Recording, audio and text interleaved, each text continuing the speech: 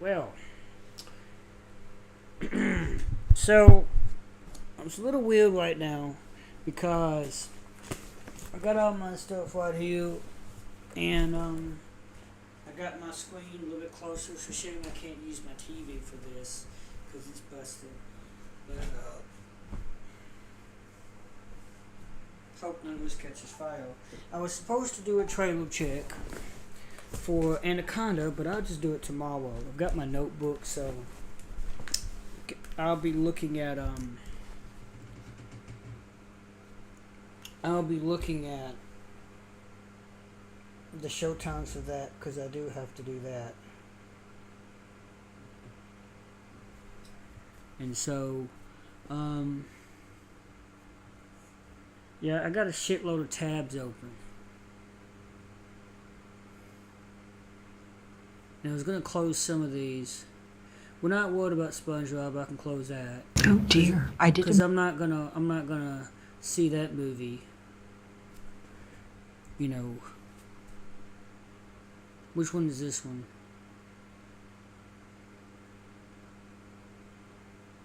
The Housemaid. Okay. We've already seen reviews on that. That's a good movie. It's a good date movie. I'm also ironing my clothes.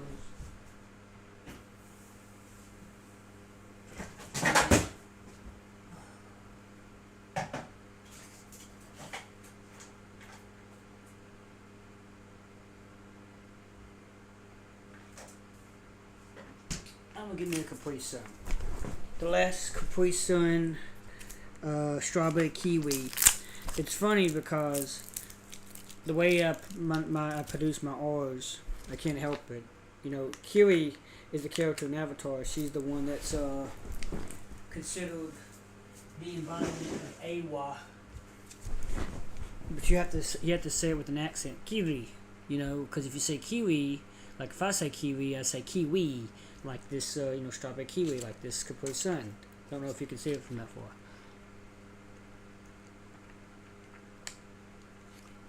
Anyway, so it looks like The Housemaid. It's doing fairly well amongst the audiences. The critics are okay. It's certified tomatoes fresh. But the audiences, the popcorn meter is what I really pay attention to. Not so much the tomato meter as the popcorn meter. I'm not going to close these tabs because I got them all pinned.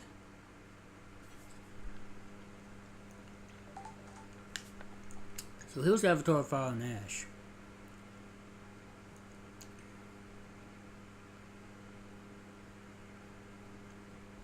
Oh, something's wrong with the button. I've been dealing with quite a few technical issues for whatever reason, and honestly, it's goddamn annoying. Every day I have to deal with this shit because shit don't work right. I tried to play Saints Row 4 Re-elected because there's a DLC called How the Saints Saved Christmas. Let me move a little bit closer so that I don't yank on the USB mic. How the Saints Saved Christmas. Basically, how do you save Christmas with the Saints? And I play it every year, but I can't this year because first of all it'd be lagging. Second of all, I was able to connect my video game controller, which is the only Xbox controller I have in my possession. I was able to connect it first, but now I can't connect it. It connects to the computer, but it won't play the game. So the critics don't like Avatar much, but that's fine because the audience likes it. Okay, that's fine. Let me pin this.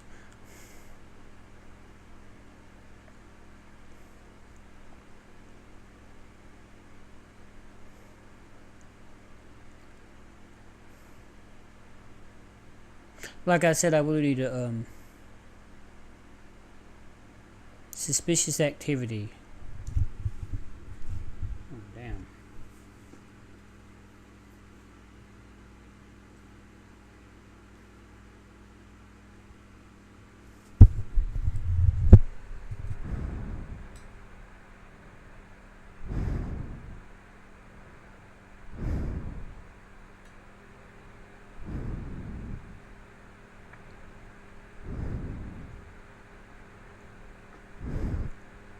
I'm not really worried about securing my account.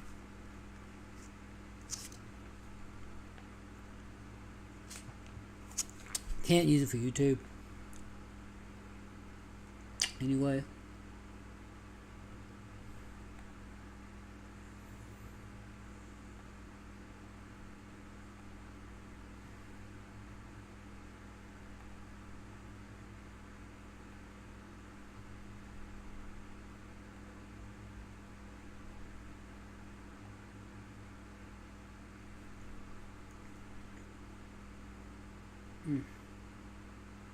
Where was I going?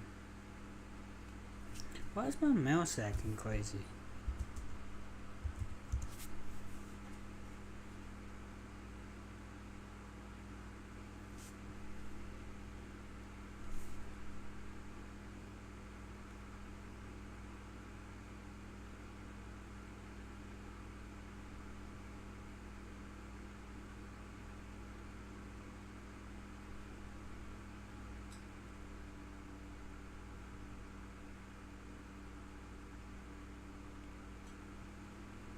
Alright. We'll get started. This is what Drum Dums has to say.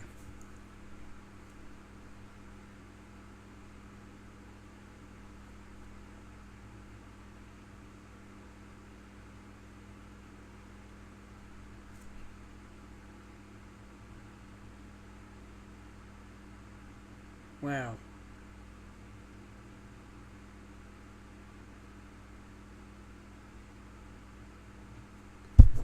Um,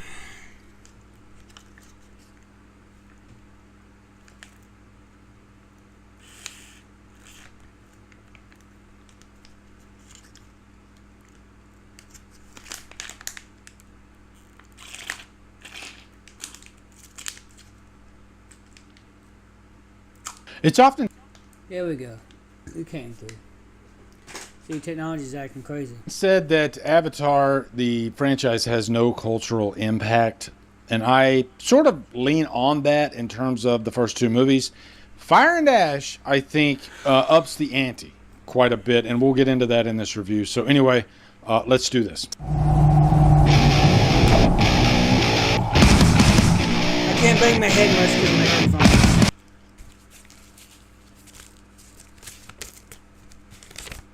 Okay, let's do an internet speed test because I can't deal with it right now, you know.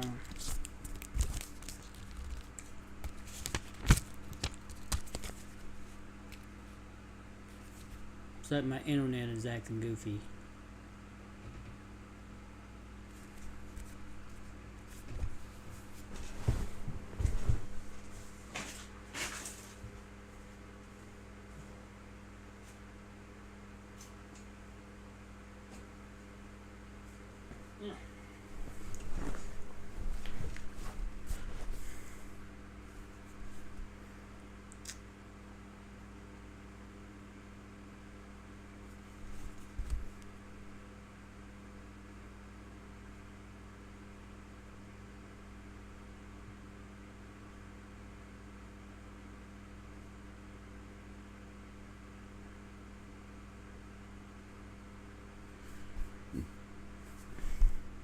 Huh. Upload speed's not so great. Oh, but wait a minute.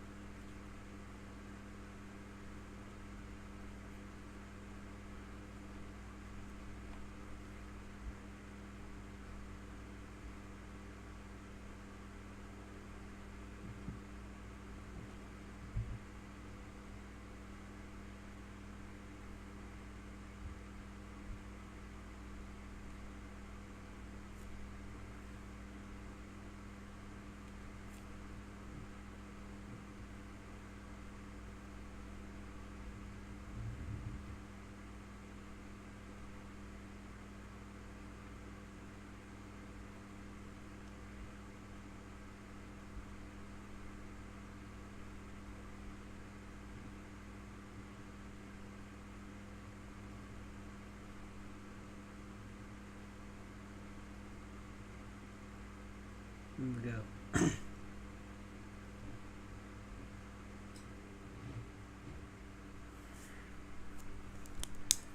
Hmm.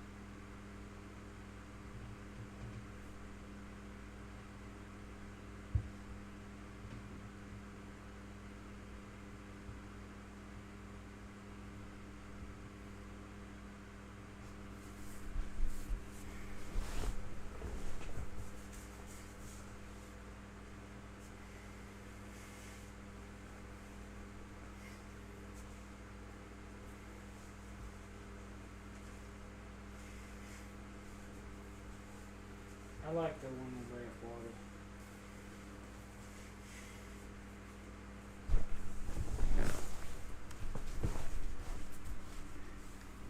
The fuck out my face. Nothing's lost, so give me faith.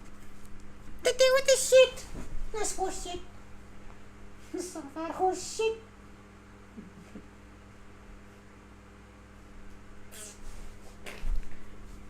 Tell them good stuff about us.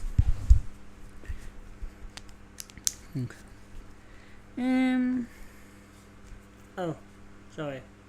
Avatar: Fire and Ash stars Sam Worthington, Zoe Saldana, Sigourney Weaver, and is directed by James Cameron.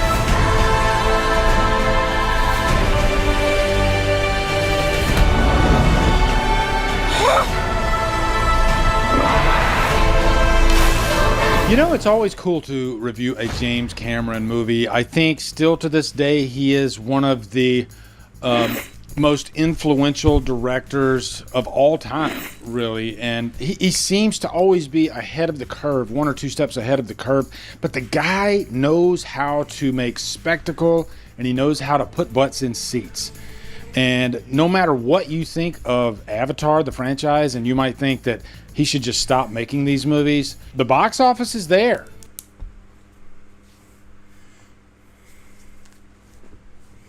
Okay, if there's one AI site builder you need to meet, it's this dope tech from Wix.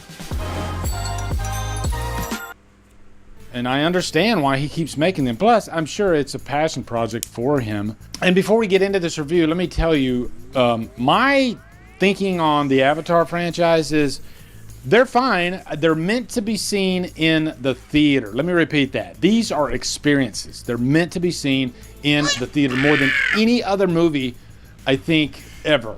And don't get me wrong, I am a theater enthusiast. I love going to the movies. I go at least once a week, sometimes twice. It is my church. But you don't get experiences like Avatar experiences with 99% of the movies that you watch. And I think that is a big part of the appeal. And if I could actually touch on why I think these movies make so much money, I think it's Joe Sixpack.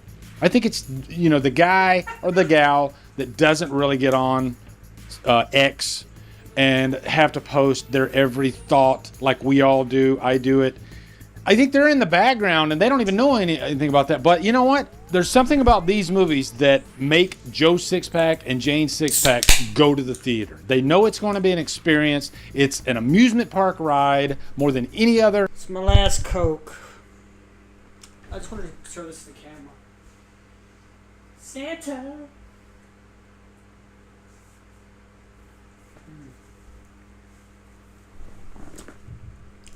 Movie in existence. I just think these are the types of films that do that to people.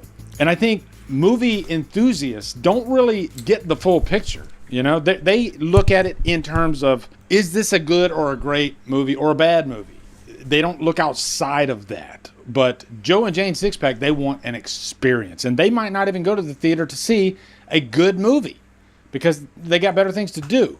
But for some reason, Avatar pulls them in. That's why these movies do so well. They have a cultural significance. They grab everyone, you know? You might not remember the characters, and that's fine, but you remember the experience. That's what Avatar is. So anyway, let's jump into a quick plot synopsis for this movie.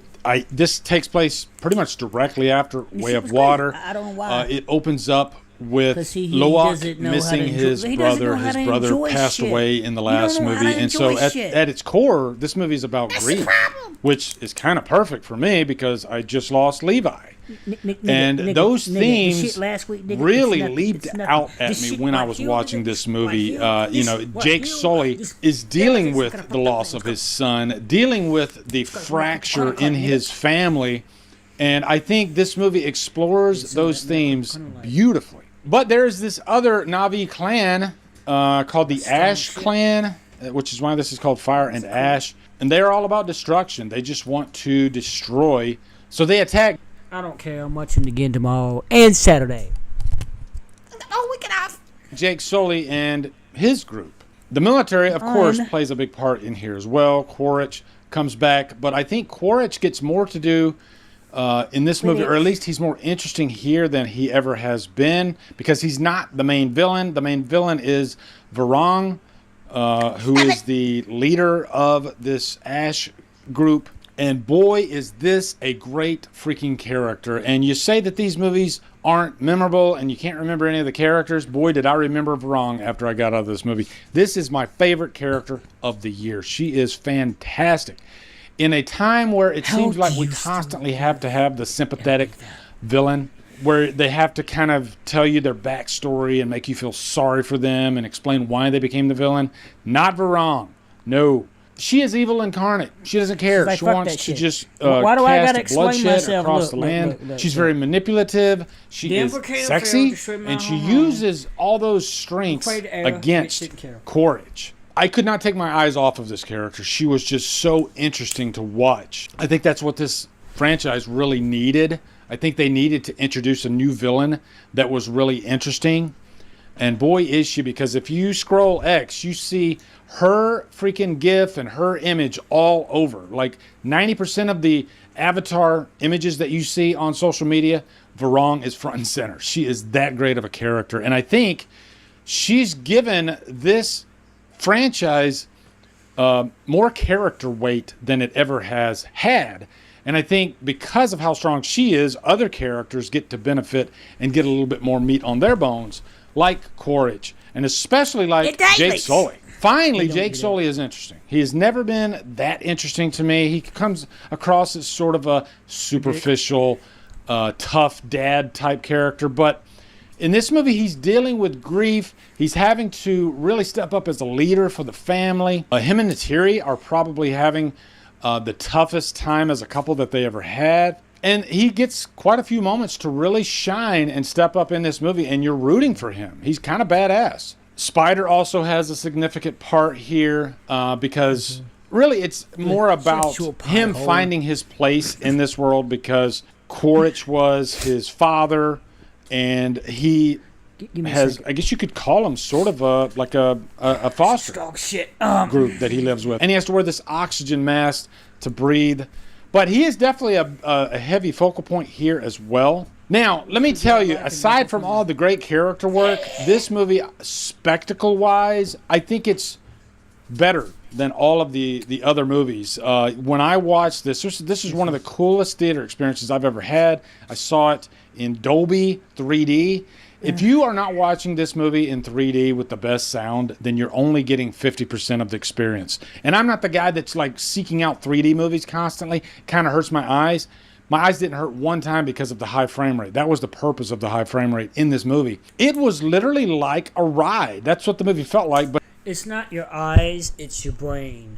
It's not eye strain, it's your brain, because this is according to James Cameron.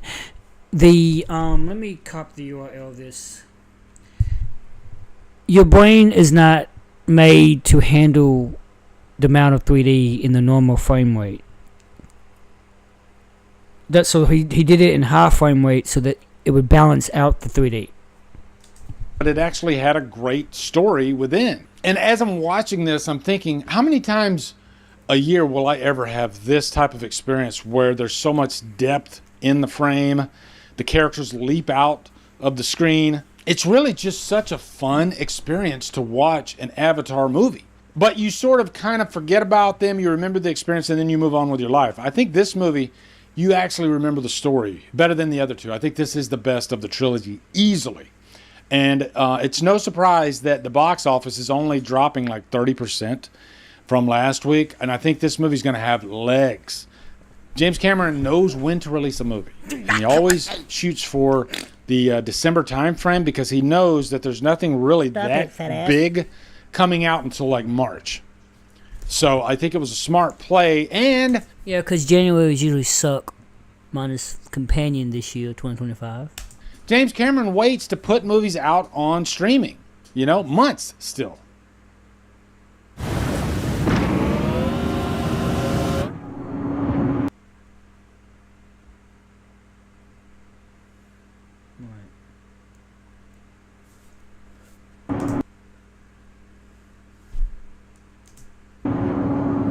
Yep.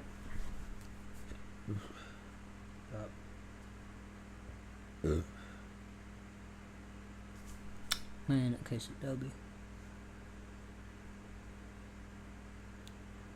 I think that's just a really smart play. So, yeah, this movie was fantastic. It's easily going to be in my at least top 10, maybe 15 of the year.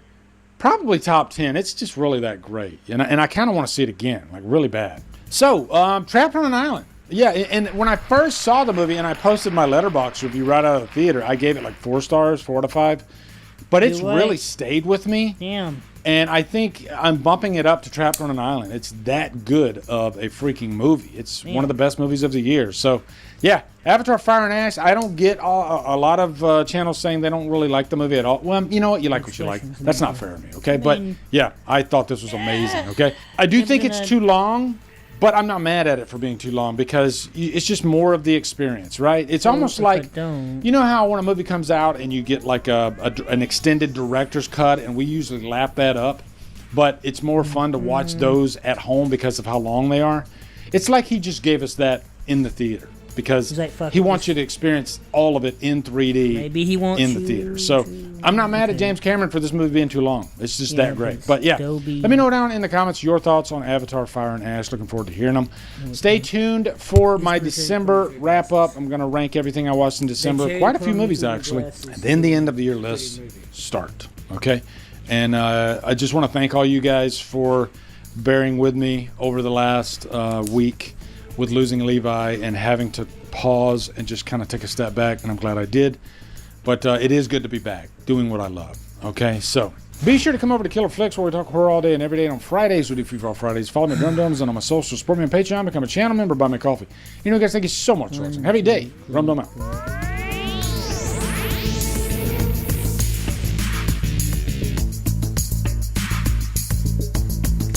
I know what you can do. How about this?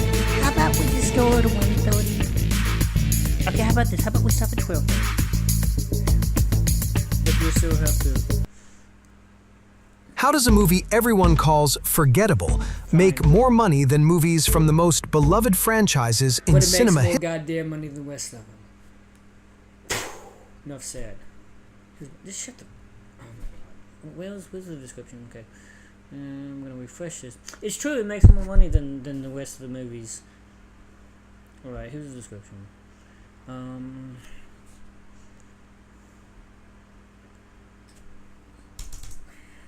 ahead and paste this.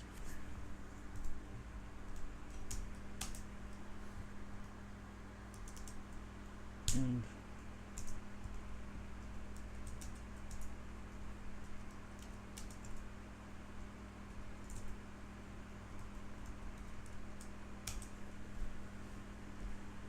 alright. I need to go back to the previous video. Can we please speed this up? I've got to keep moving. I don't have time for any of this. So I'm gonna delete this because, like I said, the Saints Row I was not able to do. So what we're gonna do is We're gonna go all the way down, and so you can tell right there. I tried. Partially blocked for whatever reason. Okay, whatever.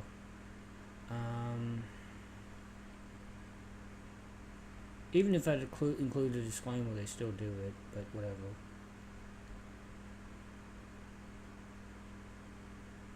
Can we stop with the goddamn interruptions, please?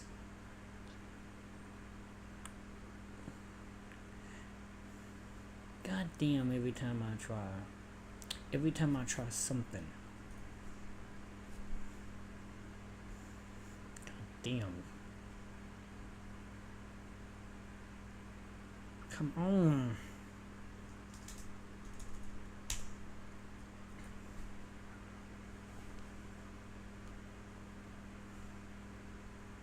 History. No memes, no obsession, no cultural domination. Just blue aliens, glowing trees, and James Cameron doing whatever he wants. If nobody talks about Avatar, why does everyone keep paying to see it?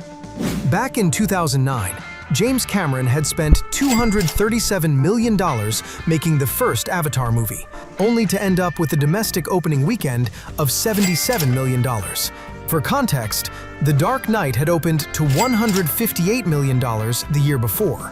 For a movie this expensive, $77 million signaled it could flop at the box office. But then, the movie didn't drop. Here's how it happened. In Hollywood, there's this metric called the opening weekend multiplier. It measures how much a film earns total compared to its opening weekend.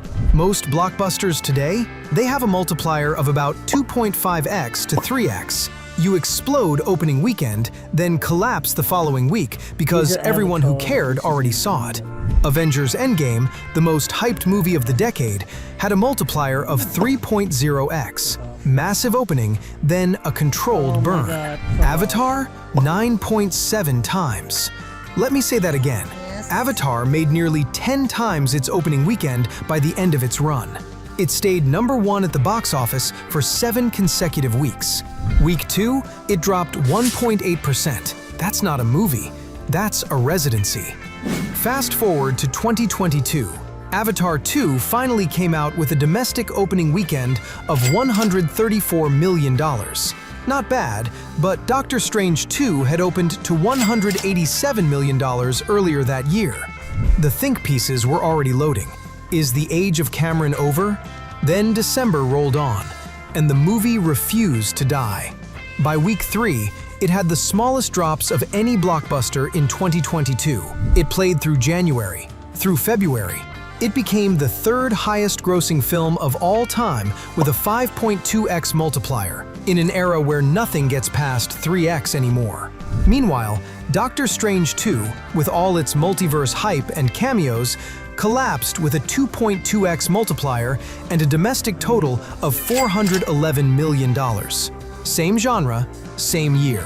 One had 1 million YouTube breakdown videos, the other had bioluminescent whales. Avatar 2 made $2.3 billion. Let's talk about what Cameron actually did, because calling it no hype is misleading. It's anti-hype marketing, and it's built on 3 pillars that Hollywood still doesn't understand. Pillar 1, sell the experience, not the story. When you watch the Avatar 3 trailer, notice anything? There's no plot, no "he's back." It's just pretty fish, waterfalls, a kid riding a flying manta ray. It's a screensaver with a release date, and that's intentional. James Cameron has said, and I'm paraphrasing here, that his movies are not puzzles to solve, they're places to visit. He's not selling you a story, he's selling you a vacation. You're not watching Jake Sully's hero's journey, you're visiting Pandora. The story is just the tour guide. This is why Avatar marketing looks boring to film bros. There's no intellectual hook, no mystery box, just, hey, you want to see some really cool stuff? And for 90% of the planet, that's enough. Pillar 2. Picked a great main, but your voice doesn't quite match it? We have a fix. VoiceMod gives you over 150 lag-free, real-time voice changers and unlimited soundboards. Whether you want to speak with a realistic Battlefield radio voice. or clear up your comms with the voice enhancer, our app works with any gamer app that supports voice chat. Sound off with a voice that matches your main. Or assemble and deploy your best audio memes with the perfect timing. Add voice mod to your loadout today.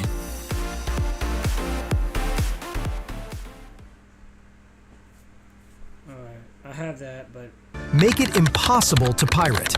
Here's the truth about streaming. It diminishes the need for theaters. You can watch Guardians of the Galaxy 3 on your iPad and get 90% of the experience. Same jokes, same heart, smaller screen, sure, but you're not missing anything essential. Now, try watching Avatar on your phone. Go ahead, I dare you. Don't you dare. The entire point of Avatar is that it's a theatrical product. 15. So you see what I'm saying? Cameron spent $460 million building a movie in which the experience cannot be replicated at home. He shot scenes in 3D so advanced, it required new cameras with high frame rate sequences. Actors also shot scenes in a 900,000-gallon tank to get real water physics. You know what all that means? You have to see it in a theater. And not just any theater, a premium theater. IMAX, Dolby, the fancy seats that cost $25. Here's the kicker. Nearly all of Avatar 2's opening weekend in China came from 3D screenings. They understood the essence of having the full Pandora experience on the big screen. Cameron didn't make a movie. He made a theme park ride that requires a $20 admission ticket. And in the age of streaming, that's the only thing that gets people off their couches. Hype gets you to open the app. Spectacle gets you to leave your house. Pillar 3, the movie farmer philosophy. Cameron calls himself a movie farmer, which means he's playing the long game. He doesn't care about opening weekend. He cares about month 3, month 6. He wants his movie to grow roots. Look at the strategy. No spoilers to protect. There's no who's the villain mystery because it doesn't matter. The bad guys wear camo and want unobtainium. Done. No fake trailers, no secret cameos, nothing to leak. You don't need to watch 5 Disney Plus shows to understand Avatar. You don't need to remember what happened in Phase 2. You just show up. That's it. Cameron's films rely less on opening weekend urgency and more on sustained word of mouth, with marketing ramping up after audiences have already seen it. Okay, real talk. But nobody talks about Avatar! You've heard this, the SNL Papyrus sketch. The name one character meme. The idea that Avatar is this weird financial ghost, makes billions, leaves no cultural footprint. And here's the uncomfortable truth, they're not wrong. Avatar doesn't dominate Reddit threads. It doesn't spawn cosplay. But here's the thing they miss. That doesn't matter. Internet culture has convinced us that cultural impact equals memes plus discourse plus fan theories. That if it's not trending, it's not real. But Box Office Mojo doesn't measure tweets, it measures tickets. And Avatar sells tickets to people who don't live on the internet. These people don't post, they don't theorize, they just go. And then they tell their friends, and their friends go. And the movie stays in theaters for 4 months. That's real cultural impact. It's just not loud. Let's talk international box office, because this is where Avatar destroys the competition. 72% of Avatar's revenue came from outside the US. For Avatar 2, 70%. Compare that to a movie like Black Panther, which was huge domestically because Black Panther resonated especially strongly with American audiences because it tapped into very specific cultural conversations. Avatar? Avatar is universal. A Na'vi riding a space whale doesn't need subtitles. A glowing forest doesn't need cultural context. That translates to every language. Cameron accidentally built the most exportable blockbuster formula in history, and in a global box office increasingly dominated by China, that's everything. So here we are. James Cameron, guy who sank the Titanic, then made a movie about it, has done the impossible twice. He made billions without hype, without leaks, without the internet's blessing. He did it by making movies so good, so unmissable, that the films themselves became the marketing. And every time Hollywood counts him out, he comes back, quieter than before, and wins. Avatar, Fire and Ash is already playing in theaters. You know what's gonna happen? It's gonna make billions. Because Cameron doesn't need your tweets. He doesn't need your theories. He doesn't need your hype. He just needs you to trust him for 3 hours. And when you do, you'll walk out, blink in the sunlight, and Let think, them enjoy it. okay, that was worth it. And you'll tell your friend, and they'll go, It's getting and another the one. cycle continues. The silent giant doesn't roar. It just keeps It's gonna winning. get another one. If you enjoyed this And you're gonna breakdown, watch it, hit that like like everybody button else. and subscribe That's what for you do. more deep dives. Thanks for watching. I'll see you in the next one.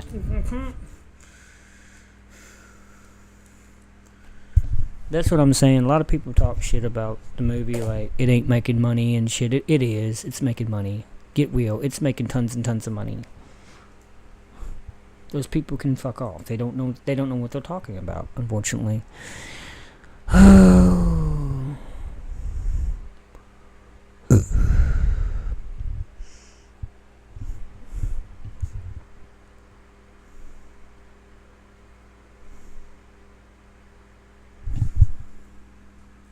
Hello everyone, welcome back to my channel. I know I'm late to the party, but I've finally seen Avatar Fire and Ash, the sequel to Avatar Way of Water, and the third film in this Avatar trilogy created by James Cameron.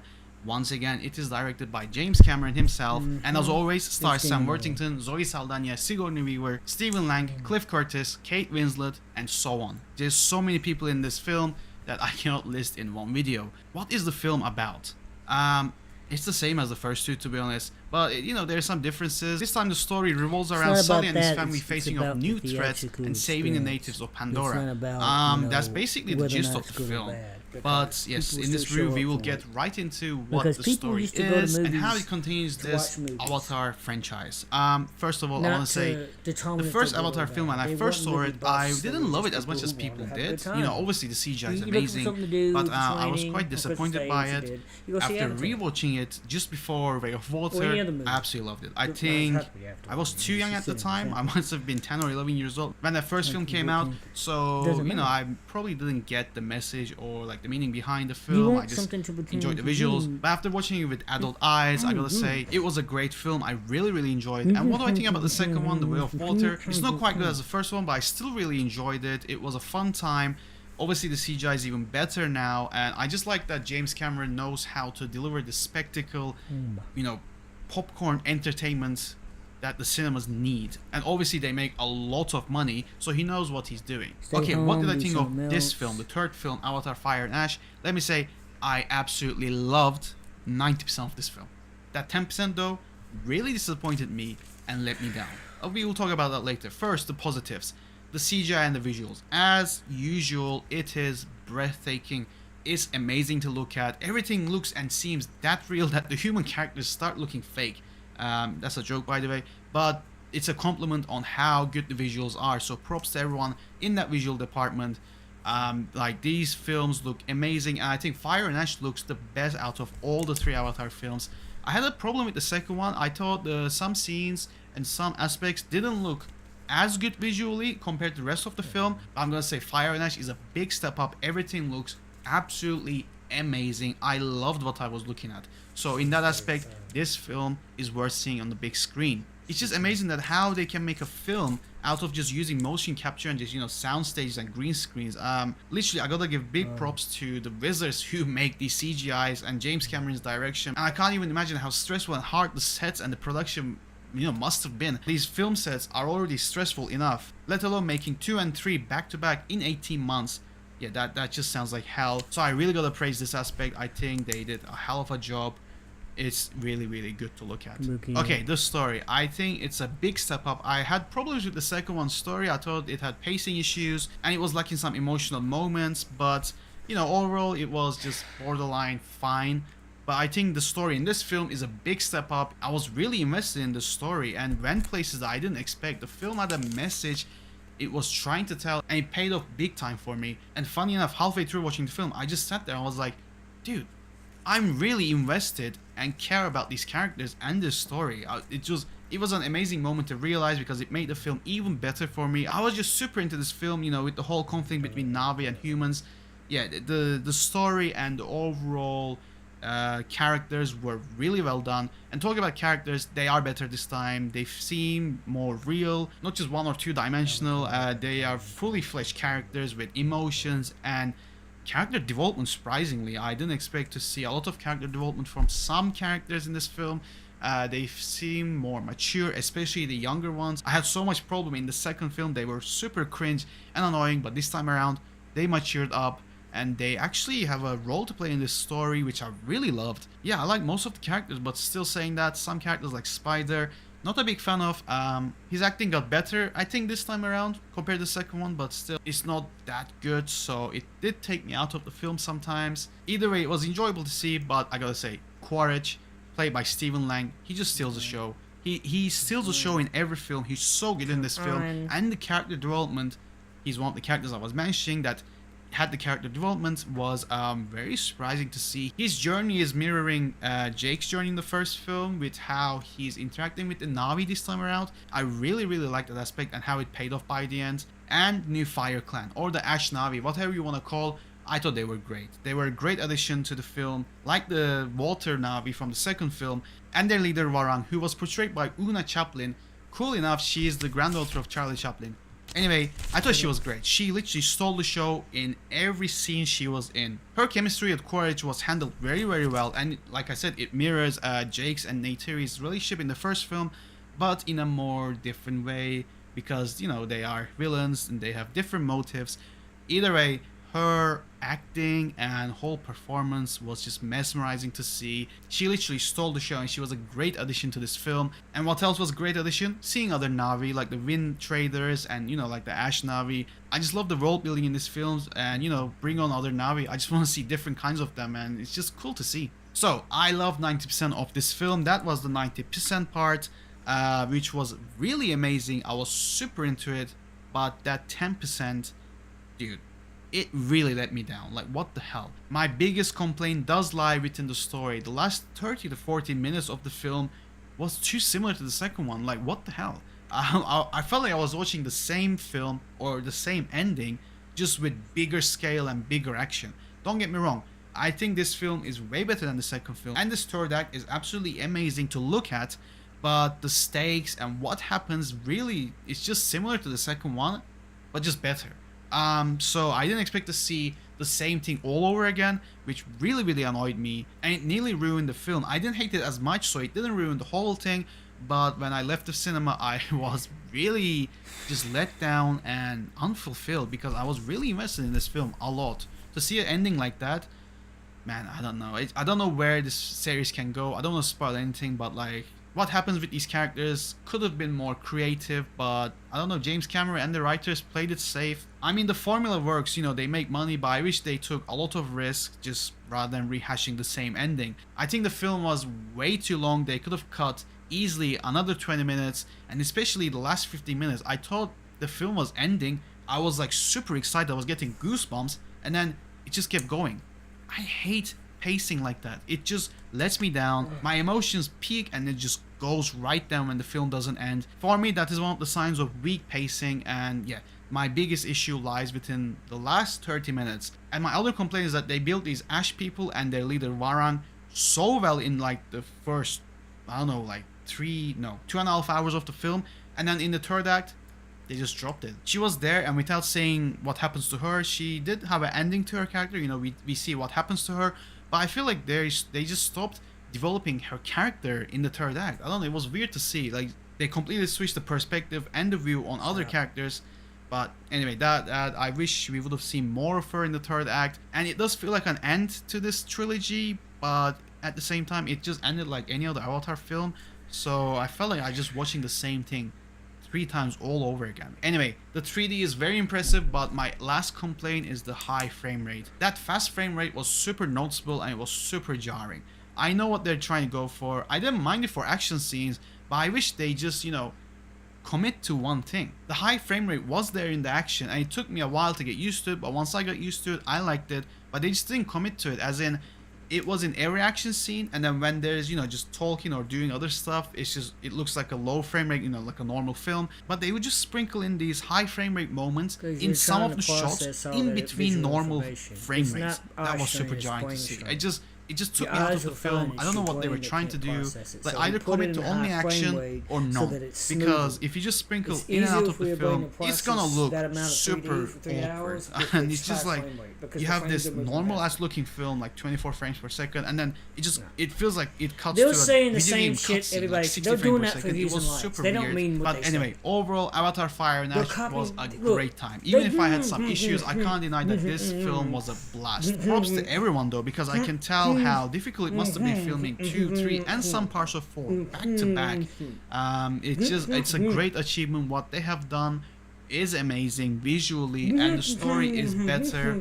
And I'm really excited on where this franchise can go with 4 and 5. So hopefully we don't have to wait another 10 years, which I don't think. 'Cause I make we fun will, of them. but, I'm like, you know, oh, it's James you Cameron. should You do never a know. film. But yeah, I wish the last 20 films of Just the a film thing didn't to play it safe. I wish it was bolder and more, you know, just more creatively surprising. Because this film did bring a lot of surprising themes and ideas, which paid off. Right. You know, this film brought some ideas that were new and surprising, which I loved, but it was held back by a disappointing finale to an already amazing third act. Like, that third act was a spectacle. It was amazing. It's just, yeah, it was disappointing. And like I said, it did have some pacing issues, but anyways, guys, I really enjoyed it. What do you think? And what's your favorite in this Avatar trilogy? Are you looking forward to the fourth one? Either way, let me know down below. Merry Christmas. As always, thank you very much for watching my video, and I'll see everyone on the next video. Anaconda, Auditorium, what? Is it 14? 14,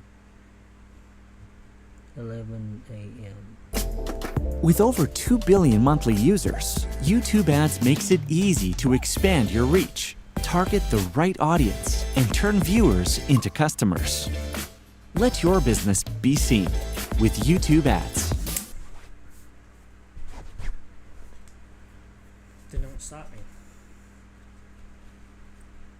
So Avatar: Fire and Ash is not even out yet. I've already had someone ask me, when is it going to hit streaming?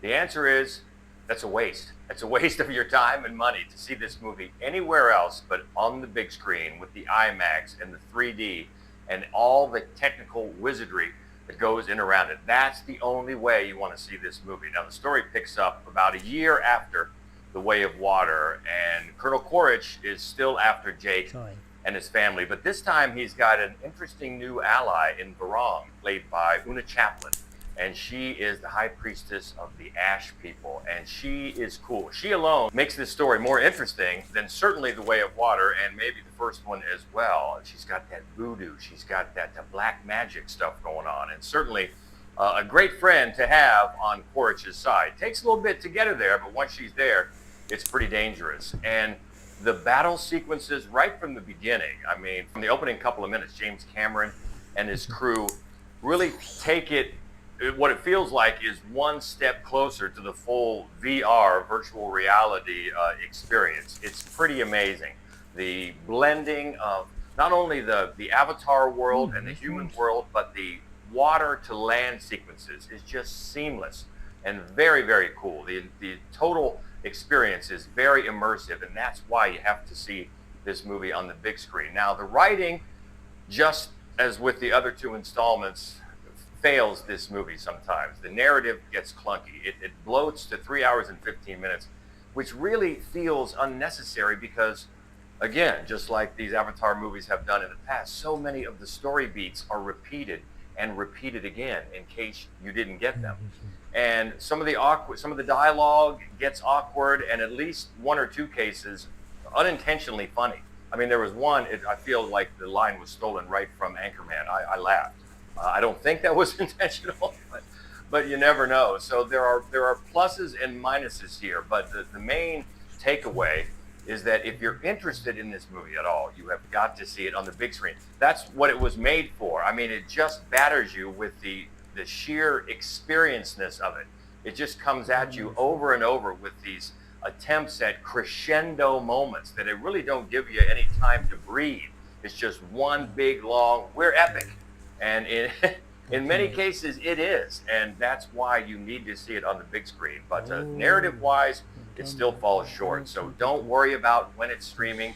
See it if you're interested at all. Get the whole experience of Avatar: Fire and Ash, made for the big screen, made for IMAX, made for 3D. dig in, enjoy it the way it was made to be experienced, and it is on all the big screens and the IMAXs on December 19th. Am I going first on this one? I mean, you kind of are. I can. Because you're Because making you might sure not- you're making sure nobody's drinking alcohol. Because the thing is, they let you take the alcohol in, which they do here, but Wiggle has a different policy. And AMC doesn't. AMC they don't care. But Wiggle, for some reason, wants to make sure that you're not acting crazy.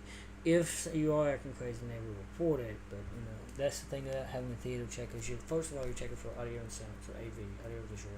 Then you're also checking for like really drink because he told me how you want to make sure the trailers play first. That's the first check. The second check is to make sure the movie plays. Okay.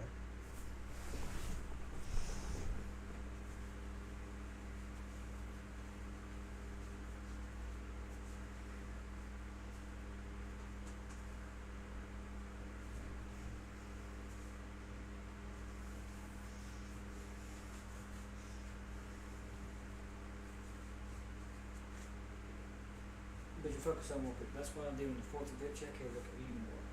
He'll look, glance at this, but then he'll glance more at the information. I guess.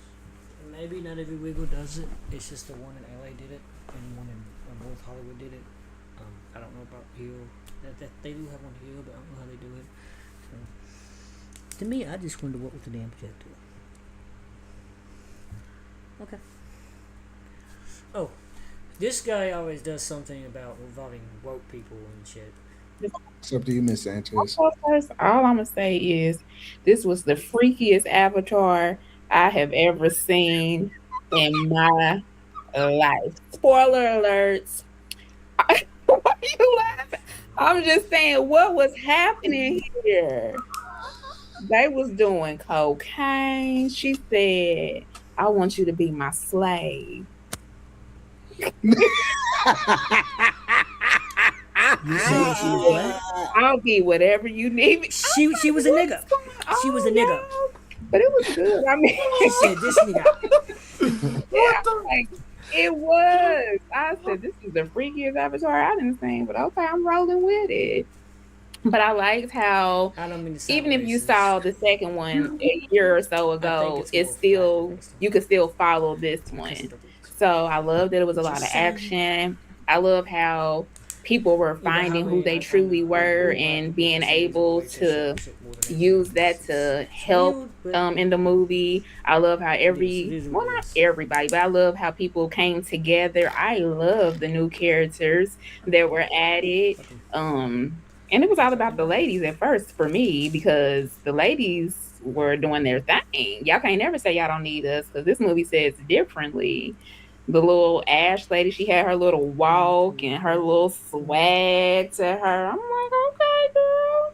I mean, it did have, some sad parts in there. And I kind of feel like Spider's a liability, but, that was what I thought in the beginning. But now, things took a little twist with that. But I really liked it. I'm not going to rate it as high as I rated the other ones. I'm going to probably give it like a 7 because it could have been... What? I'm just saying it was like, to me, it was a mix of all. I mean, I like how I don't want to give it too much weight, but it seems like a lot of y'all saw it or whatever, but I'm going to give it a 7, maybe a 7.5. But again, I liked all the new characters. They was freaky. There was a lot going on. She must got that wop because, baby, she had him doing whatever she wanted. That's all I'm going to say. Y'all don't know who.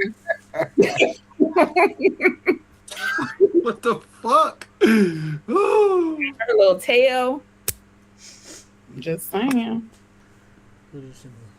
Slimmy, you want to go or you want me to go? I could go. I can go. I'm gonna just start with what I didn't like. I don't like that spider shit. I ain't gonna cap. I get that is the base. We must be brothers. We must be kin, nigga. I get same fucking way, Slimmy. Yes, I get that. That's the base of the fucking film. I get that. That's the base of this film. I get it. It is based on human, like the actual humans interacting with this alien race and infiltrating by becoming one. I get it. Oh, they're gonna go into 1060. I just don't like this spider. I don't like it. I don't like it, man. And like Miss Sanchez said, he's a liability. It's just like, we're gonna have to come back because they're taking too long. Sorry. So, Avatar is back, and so am I. Sorry. And fair enough, it didn't make us wait 9 years this time, which honestly feels generous by James Cameron standards. As always, it's entered the public eye as a must-watch, a cinematic event, but the real question is it actually any good?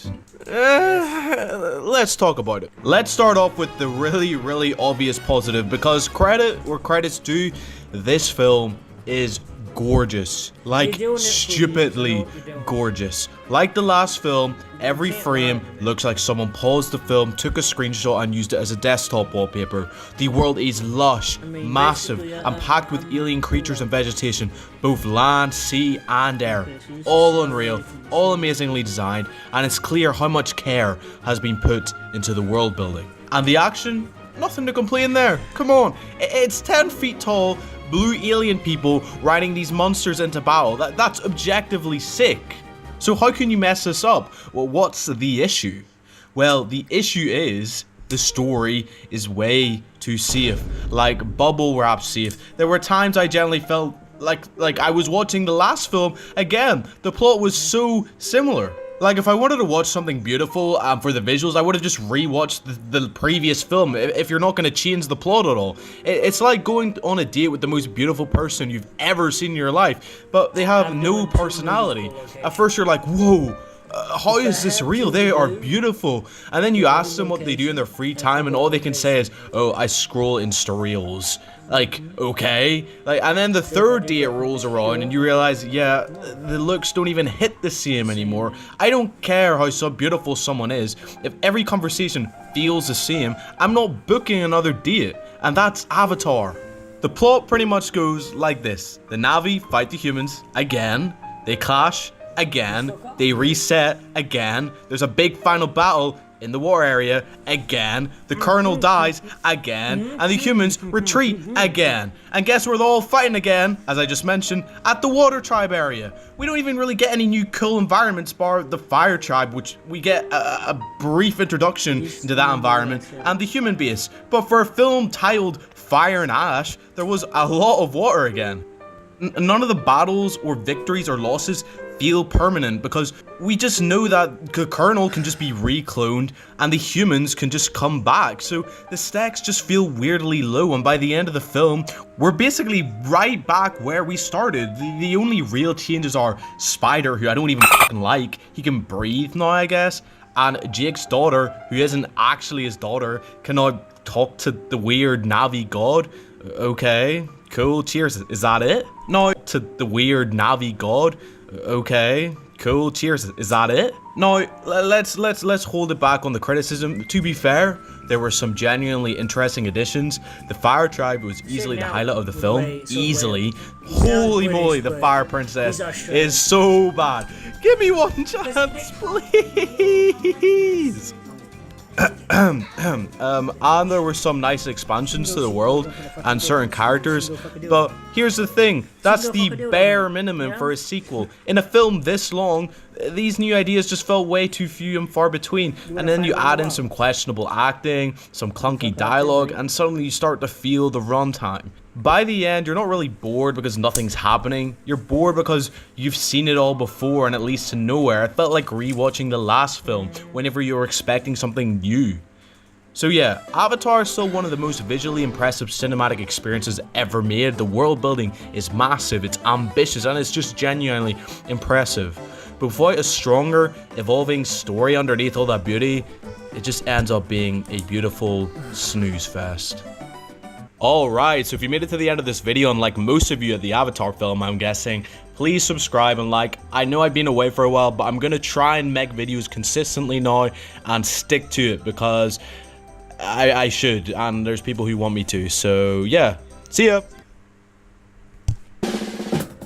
Saving money feels right. Just like when things are packed tidy and tight. Get auto insurance that fits your budget and your needs. Save up to 10% when you bundle auto and renter's insurance. Get a quote today.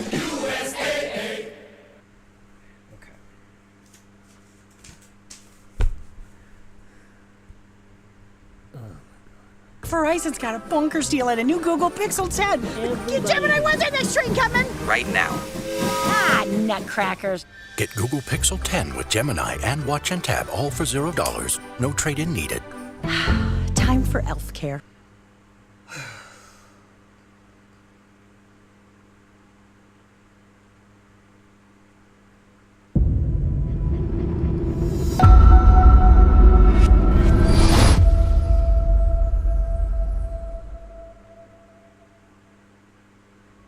James Cameron's Avatar Fire and Ash has finally arrived in theatres, and after breaking down the film and sharing my thoughts on it the other day, I've been thinking about the future of the Avatar saga and what could happen in the next entry. Director James Cameron has talked about the potential for the saga to go in a different direction, both with its story and characters, and I think I've got some ideas on what that might mean. So in this video, I'm going to be discussing my theories and predictions for Avatar 4. There will be spoilers from the third film included, so if you do happen to be someone who hasn't caught up yet, then I would recommend watching this video after you've seen it. Before I get into my theories though, if you want to keep up to date on any of my Avatar content, then don't forget to support this upload by giving it a like rating and subscribing to the channel. But without further ado, let's dive into my theories for James Cameron's Avatar 4. So at the end of Avatar 3, we were left in a position where the conflict between the Na'vi and the RDA seems to be at a turning point. The RDA were run through in the early parts of that final battle, and it became a fight between the clans that Jake had assembled against the Ash people, Varang, and Quaritch's recombinant forces. So the most striking implication going into Avatar 4 is that the central conflict is no longer purely Na'vi versus human, but Na'vi versus Na'vi over what survival actually means. The RDA was battered but not fully destroyed, and I think that creates a moral crossroads for everyone involved. While the spirit of Eywa has been defended again, I think the question now becomes whether mercy, coexistence, or total eradication of the RDA and humans is the right path forward. A visual cue that I noticed in Fire and Ash that could support this direction is that the war had forced the Na'vi we follow to contemplate adopting human tools and strategies, creating a sort of ideological shift. Yes, Jake and his family survived, but in what way will their endless wars with the RDA shape how some on the planet feel towards them and the whole situation? What we saw in Avatar 3 was that Varang's Ash people had pure hate for Eywa and those clans who have faith in her. But in the next installment, I think it becomes more about how the clans look at the situation regarding the constant fighting with the RDA. Clans who have lost homelands, children, or ways of life would reasonably see the remaining RDA presence as an existential poison that must be wiped out completely. And with them potentially now having the advantage to finish them, maybe they think that now is the time to act. Whereas others, like Jake, Neytiri, their family, and even Spider, would probably believe that endless violence will only turn the Na'vi into what they're fighting against. It's important to note that the next movie is reportedly going to have a time jump, as Cameron has said that the child characters are going to be aged up and that the story will evolve slightly differently. So what if Avatar 4 begins with how the tide has now turned? Essentially how the RDA are now basically on their last legs and the Na'vi are disputing over what to do with the rest of them. Do they completely annihilate them, becoming what they fought against, or even risk more wars? Or do they think about the long term and ways to help humanity, maybe even through Eywa, living in harmony with the Na'vi on Pandora? I think the latter option is what Jake and Neytiri will be fighting for, and after Fire and Ash, I think we saw the building blocks with each of their characters to lead us towards this. Jake Sully is no longer just a war leader, but a symbol that different sides will try to align with or even reject. His human origin and use of RDA tactics could make him a lightning rod for resentment among the radical Na'vi factions. After the end of Fire and Ash, Jake and Neytiri are likely no longer positioned as simple war leaders, but as symbols burdened by the consequences of everything they helped set in motion. So in Avatar 4, one plausible direction is that Jake Sully begins to step back from frontline command, not out of weakness, but from a growing awareness that constant warfare is reshaping Pandora in ways that echo humanity's worst mistakes. This could place Jake in conflict with other Na'vi leaders who believe total annihilation of the RDA and the humans is the only path forward. So rather than fighting with arrows and guns, Jake's struggle may become more philosophical in trying to prevent Pandora from becoming a mirror of Earth's endless cycles of violence.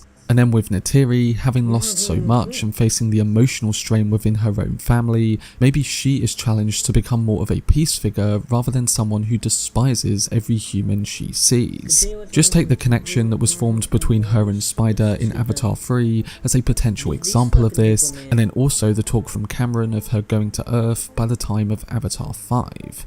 While in Fire and Ash she was pushed to the sidelines and was going through a lot of grief, I think in Avatar 4 she's going to have a lot more screen time, and she's going to push in more faith in Eywa in the sense that it connects every living thing, even the humans. She might be one of the bridges between the Na'vi who have faith in Eywa and those who don't, like the Ash people. So I think she'll become less of a fierce warrior type that she was before and more of a peace figure, aligning with Jake in knowing that this cycle of violence cannot continue.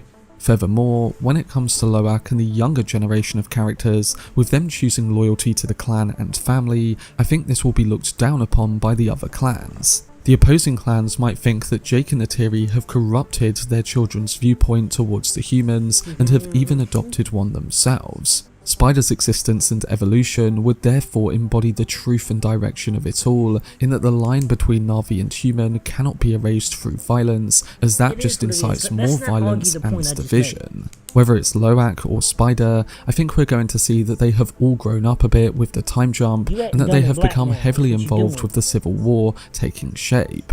I think Lo'ak becomes more of a leader like his father, and while Jake now trusts him in combat and lets him fight for his own more, I think he'll be genuinely worried about the conflict with which they have become more and more involved with. So by the time Avatar 4 begins, I think the tragedy would be that the RDA may no longer be the greatest threat to Pandora, and that division between the Na'vi themselves becomes that new central threat. The ending of Fire and Ash would function less as a conclusion and more as a warning, in that winning a war does not mean winning the future, and survival without unity may cost the Na'vi more than any invasion ever could. So yes, I'm theorising that this will be the central conflict of that fourth film, with the idea of the division of the Na'vi that was introduced in Avatar 3 would be on a much higher level years later. And Jake, Neytiri, their family, and those with them see fighting for peace amongst both the Na'vi and the humans as the only way to create a brighter future with no more wars.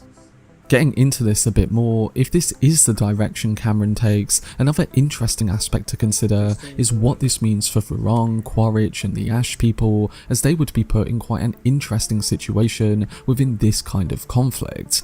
I personally think that the Ash people will be the balance between it all, as a clan that yes doesn't see eye to eye with Jake and the Sullys, but is also starting to change since the end of Avatar 3.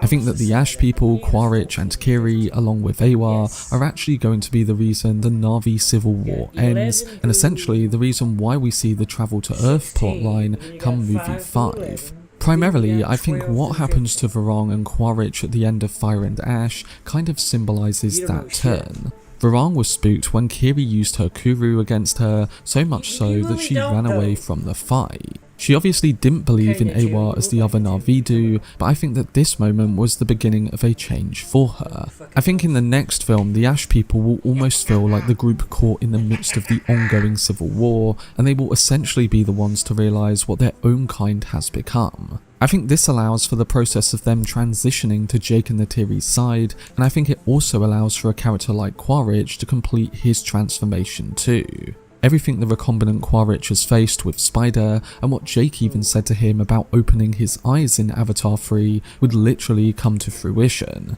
And I think Quaritch also realises that the humans won't survive if the Na'vi war ends in defeat for Jake and the Sullys. So I think he realises that the only logical and right outcome for human survival is through harmony with the Na'vi on Pandora. And in becoming more acquainted with Eywa throughout the course of the film, I think his change in ideology is allowed to happen. Now, I don't think the Ash people, Varong or Quaritch will change immediately, but I do think that by the end of Avatar 4, that the clan that was once the hateful one becomes a main reason why the extended Na'vi civil war does come to an end.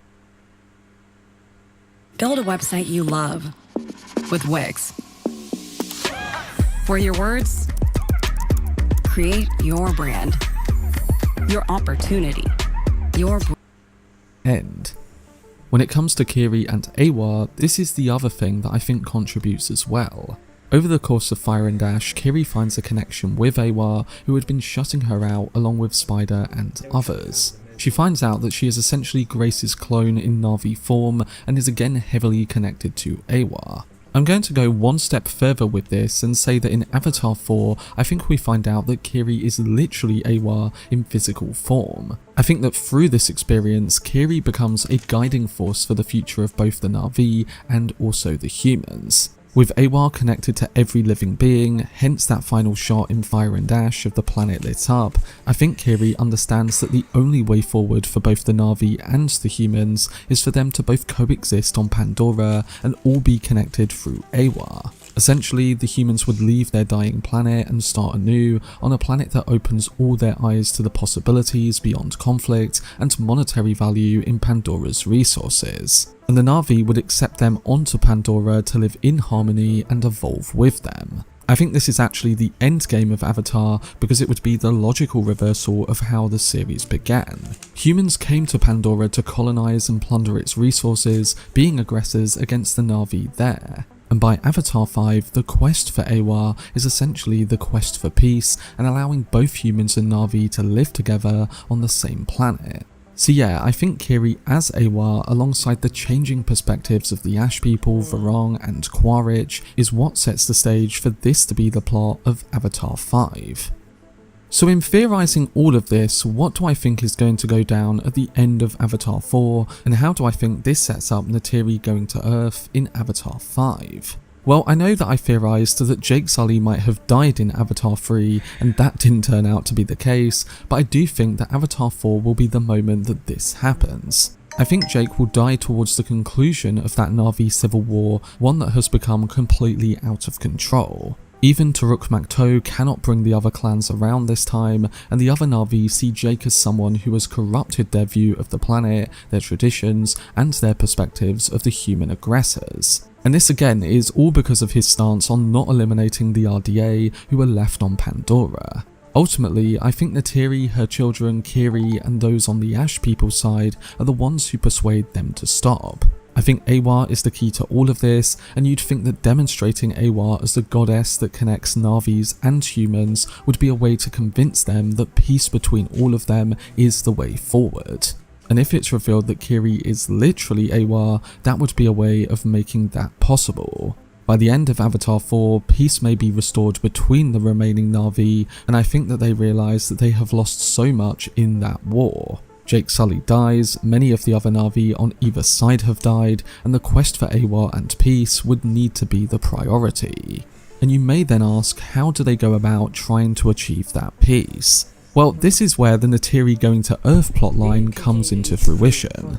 I think Avatar 4 ends with Neytiri and a few others setting off towards Earth for this very reason. Having lost all she has and even Jake, she understands that the only good ending for her and her surviving family and Na'vi is to try and convince the people of Earth that there is a way for both humans and Na'vi to live there. With Earth doomed and Pandora facing a lot of recent deaths, both species cooperating on Pandora would be the logical survival route for the both of them. I think Avatar 5 will thus be a movie of two halves. Half would be on Pandora and then half would be on Earth, with Neytiri fighting for the future of both species. And both planetary plotlines could involve complications and battles for the future of both species. Maybe the Na'vi civil war isn't resolved come the end of Avatar 4, but Neytiri still makes that risky trip to Earth. But that was my video discussing some of the things that I think could happen in Avatar 4. We'll have to see what the filmmaker does, but I think all of the elements of it will be developed in ways that we don't expect. But let me know down below in the comment section what you are personally excited for surrounding Avatar 4 and what direction you think the final 2 films could go in. I don't think he's gonna die, but why would Neytiri go to Oath? That's the thing. No, not why. How? How would she go to Oath? That's what I'm curious about.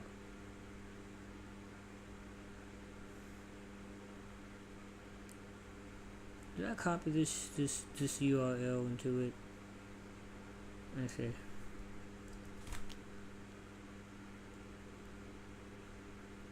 Okay, it's different. Alright. So where's the playlist?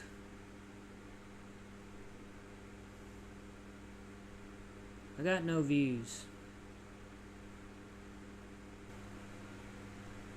I got no views. I got no views.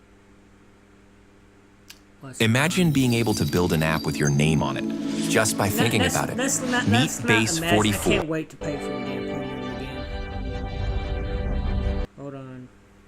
I can't wait, cause these advertisements kind of, they get on my nerves immediately.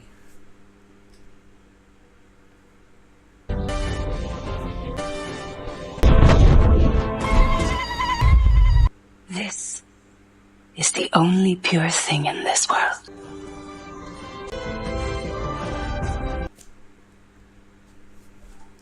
Only pure thing in this world.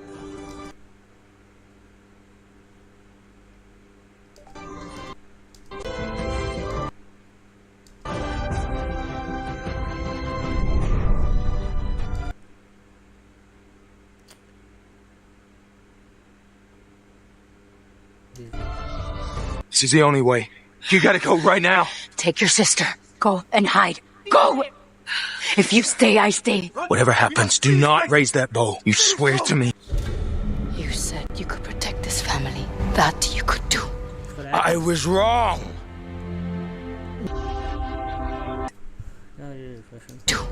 I was wrong. Family. That you could do. I was wrong. I think he's a little drunk. Take the strength of the ancestors runs in your son's vein.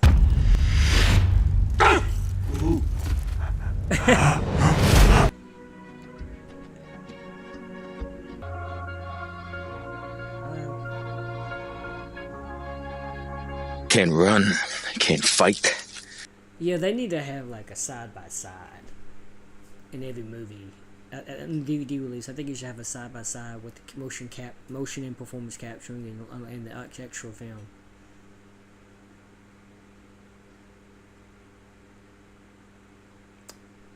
Do it for everything. Oh, that's right. But have that as an option, you know, kind of like a commentary. How you watch a whole movie with commentary, you have that as. You should have the commentary, but still have that as another option. Like you can choose in the menu, how do you want to watch the film? With commentary or with side by side? Awa will provide. I'm in this place where I have nothing. Not my people, not my forest.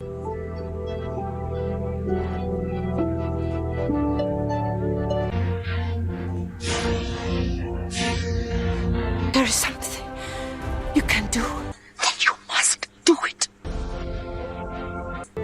They move their ears themselves.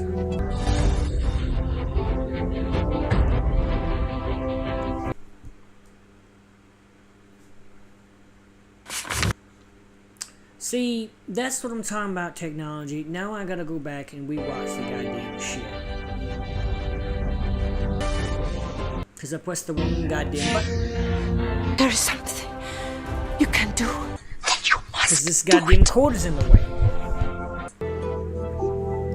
Goddamn.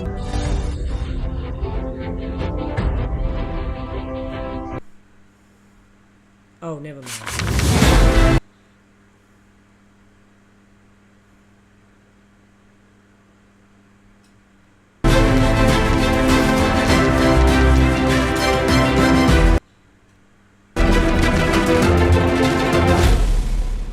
Hi, I'm Thomas from Germany. Nice to meet you. We started with 2 shot. Alright. Yeah, I know I'm saying Gods in Vain and Christmas, but I'm just getting irritated. Because of slow technology and things moving not with the speed I want it to move. And here we are with Mr. Britton Dalton, and we are here at the premiere of Fire and Ash. Look how grown up he looks. He looks like Topher Grace. Playing this part in this movie. I wouldn't. How hard was it? I wouldn't say it was fun. And I wouldn't say it was hard. God. It was a blessing, for sure, and it was necessary for my life, and so. So basically, it was both fun and hard. That's what it said. That's why it was such like sex. Such a blessing for me to sort of have a therapy and an outlet to be able to pour my heart out, to pour what was going on in my life at the time into my work, my play rather, and so it was a true blessing to have Jim, to work with such incredible people, not because of the fame and the status and the velocity of this film, but because of the heart of it, because of the heart of the people working on it. Great explanation. Thank you so much. Thank you, sir.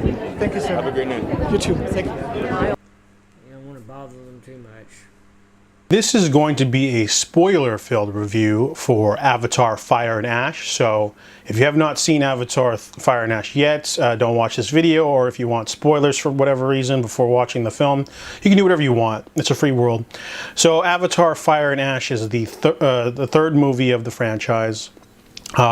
James Cameron has stated that he has filmed some of 4 and maybe 5, and there is a rumor that the next film will skip forward 6 years, because this one doesn't do the time skip. It takes place several weeks after the events of the first film, or the second film, where Loak's brother was killed in the battle, and they're still reeling over that. But I really liked how the movie definitely had to address rumors and plot holes that they introduced in themselves in the way of water. Number one being Grace Augustine's her partner who got her pregnant. There was no partner. There's a rumor and there's a joke in the film that Norm did it. The movie actually applies this and even has Norm say what happened. So I'm glad they cleared that up, because people fandoms like to theorize about stuff because they enjoy doing so over a line or a touch. Same goes for Quaritch. They do the same thing with him because he was never shown having a partner in the first film, and they added a throwaway line that he I guess he was having a relationship with one of the helicopter pilots, and she was a woman, probably blonde, to make, or maybe even half black or black, because Spider has those dreads. It's kind of up in the air, but I'm glad they don't have like a flash. No, because dreads, anybody can get dreads. White people can get dreads. Don't do that. Back of him in the cockpit with in human form. You don't really need that. It just use a line to patch things up and move on. In terms of new elements, this movie's basically the same as The Way of Water, but they add a few more things, so it can feel a little repetitive. Like they add a new plant that has spikes on it. I don't remember that from the first film. It could have been there. But they also had 3 new creatures. There's like a little otter thing in a couple scenes. Doesn't really affect the plot. There is these squid things. They're like a mix of sawfish and squids, and they can go on surfaces too. I was wondering, because they had this action sequence of Loak basically being attacked by these things, and then he just escapes, and I'm like, is that it? And no, they're brought back, and they even do the whole Awa has heard us send a wave of creatures to attack the Sky People only, and so it's very repetitive in terms of that. But they do freshen it up by adding that vortex thing, the Awa vortex thing in front of the bay or whatever. Can suck things in. That's a new element that sucks up the ship, so it's not just because the villains have like 4 kinds of weapons or vehicles. They have the gunships, they have their large ships, and then they have the little harpooning ships. They have crab robots, and they have subs. So it's the same type of battle as the second film, but they add in the gravity vortex. Also, the fight scene of Jake Sully And Quaritch takes place on Gravity Rock, so it's like a new thing. So those are all the new elements. They don't. Oh yeah, they also had the Ash people. They're basically a Na'vi tribe that starved when the volcano went off, and they live at the base of a volcano, and they don't like other tribes. And our main villain, she's played by Una Chaplin, and she likes to bully others, and Quaritch ends up recruiting her and then even dating her, which is interesting because, you know, he didn't have much to do in the second film except, you know, be a villain. In this one, he's a villain, but he's also almost going native because he's like a dark foil to Jake Sully. Another thing that bothered me was that Quaritch, they kind of flirted around with his redemption arc a little bit, which I thought was really interesting. But then his final scene was just kind of like a bit of a whimper. He didn't go out in a good way. I was expecting them to sort of mine that moment for a little bit more emotion, but they didn't. They just sort of had him go like, and then he just decided to jump down. And return of Parker Selfridge, that was a good scene. I don't think he died in this one. He wouldn't be there for the battle. But they do take out the general. The general from the second film, played by Edie Falco. She even jokingly, I don't know if she's joking, but she said she thought that movie got canceled. And she was in it, and then the movie came out and made like $2.3 billion. So that's how long it's been in post-production, I guess. But she basically eats it in this movie, and they definitely make it seem like she might have survived. And then the next shot is the ship just like absolutely disintegrating. So I was like, okay, yeah, she didn't make it through that. I'm glad. Another thing that happened was Kiri goes down to bond with the reef or whatever, and I'm like, dude, she can't breathe. And then they brought in a jellyfish for her. So I'm like, yes, that makes sense. She can't breathe underwater. She needs that jellyfish thing. And yeah, overall the movie's really solid. It was 3 hours, 20 minutes. There's no scene at the end credits, but it flew by for me. I literally didn't get up to pee once. I had to go to the washroom near the end, but I stayed it out. Yeah, the movie, it's the same beats as the second film, but they just add a few new elements. But they also up the stakes and add a lot of finality to it. There's not going to be a fourth movie where Quaritch is still alive and he's doing more stuff. He's done. I'm pretty sure that character is done. They're not going to clone him again or have his twin brother on Earth. They're going to have to introduce a new antagonist, a new human antagonist. The same goes for the General too. She's kind of done. So whatever they do in the next film, they're going to probably introduce some Earth elements so they can have 5 take place on Earth. Or they're going to have to... See, that's the thing about this franchise, or just in all franchises in general, is that you sort of get into repetition mode. So the next film has to do a time jump in order to freshen up and age up the characters a little, add new elements, because Took literally gets captured 3 times in 2 movies and doesn't do anything else in the film really, besides help Kiri in this film a little bit. And Kiri finally gets her final arc and a romance with Spider. Spider also gets a lot to do with his new lungs or physiology or whatever, and he ends up being a plot point for the main story. So yeah, they have to sort of close the loop on all this sort of setting of the Omatakaina, and then they have to, same with the whole harpooning whales thing, they have to sort of end all that. So they did. They gave the robot arm guy, his comeuppance, which was great. They didn't really explain what happened to the fate of the marine biologist guy, but it's not a really big deal. He's probably not going to... He probably just ran off or whatever. Let's talk about the new villain. I really like the aspect of Quaritch and this woman. He starts... honestly, it was like really over the top, but in a good way, in a campy 80s sort of action way, where it's like, he says, you want to spread your flame or whatever, and I can give you the weapons to do so. And I really like the conflict between the humans too. Quaritch, he's all like, I want to get Jake Sully because he killed me or whatever, and then he can't get over it. So I didn't like the way they sort of set up his potential redemption, and then they decided to not. But I also think it's a good reason, it's a good way to close that loop, because if you try to say, Quaritch is one of us now, and just 6 years later he's just like their best buds, it might not track, and not everyone gets a Zuko redemption arc that works.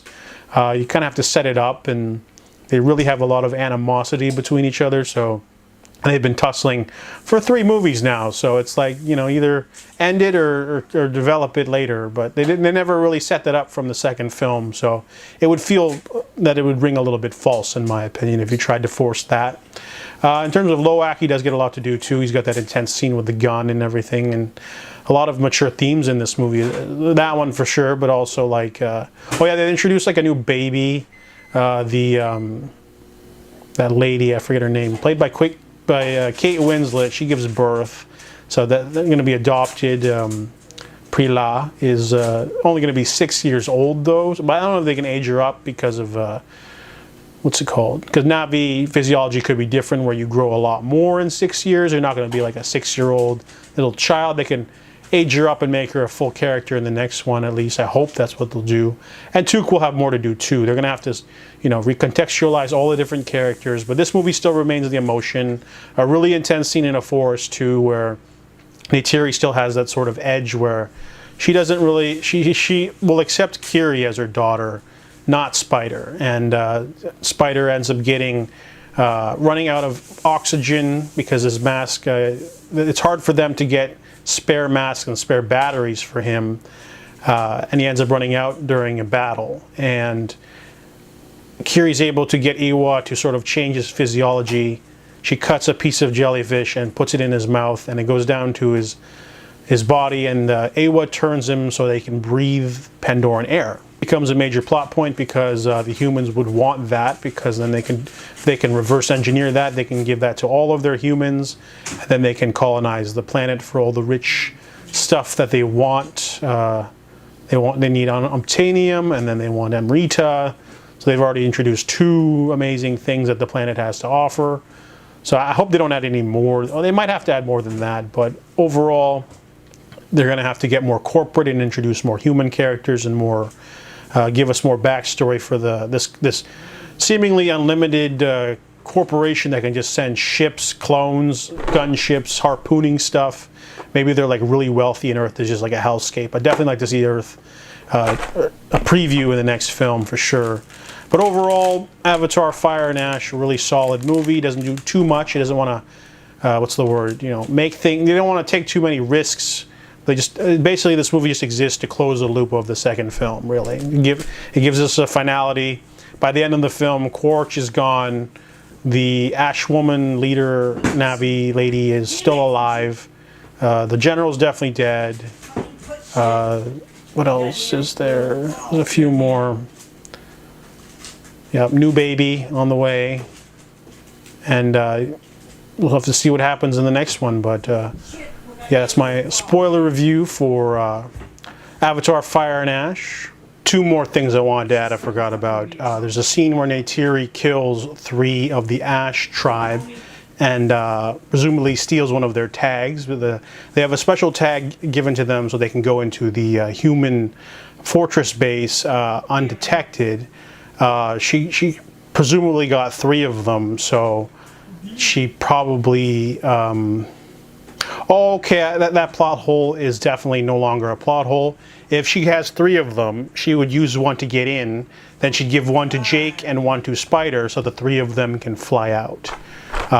Or the one. But either way, I was wondering why she didn't use those tags again for the final battle. If she were to wear one herself and Jake was to do the same, and someone else, the ships wouldn't be able to fire on anyone who has an RDA chip. However, maybe that only applies to the fortress, so I guess that doesn't really matter.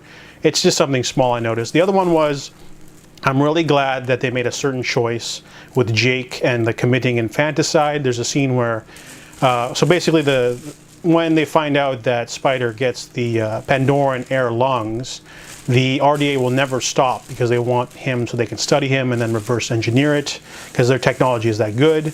So Neytiri wants to kill him for the whole movie, and then Jake's like, well, I don't want to. But after they narrowly escape, Jake takes him to the forest in order to kill him. And Neytiri, you know, she washes off the Ash makeup. It's a really great scene. It basically showcases that she's got blood. She will have blood on her hands. She makes her no better than the Ash people. And so she runs to go stop Jake.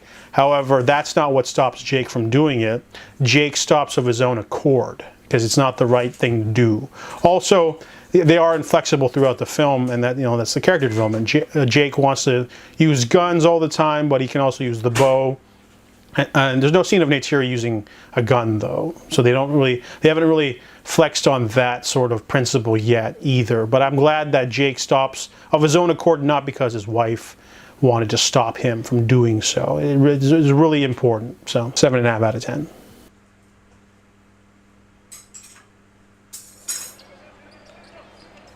The sights, the sounds, the styles. Get tickets at Ticketmaster and experience NBA basketball. Come on with all this, man. There's no time for cute little intros today because we have almost 3.5. Well, you saw this one already. Thank you very much.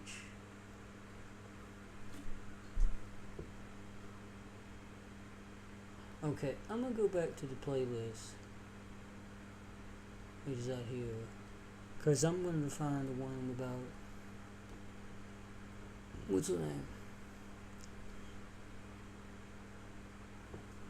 Control F, please.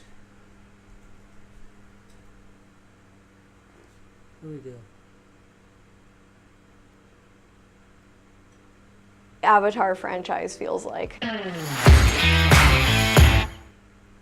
For the past 10 years, every Tuesday, my dad and I have gone and gotten the exact same chicken sandwich from the exact same subpar restaurant. And while it never gets any better, it's never all that great, and it is the exact same every single Tuesday, I look forward to it and enjoy eating my slop every Tuesday. And that's kind of what the Avatar franchise feels like. Then it's not slop, is it?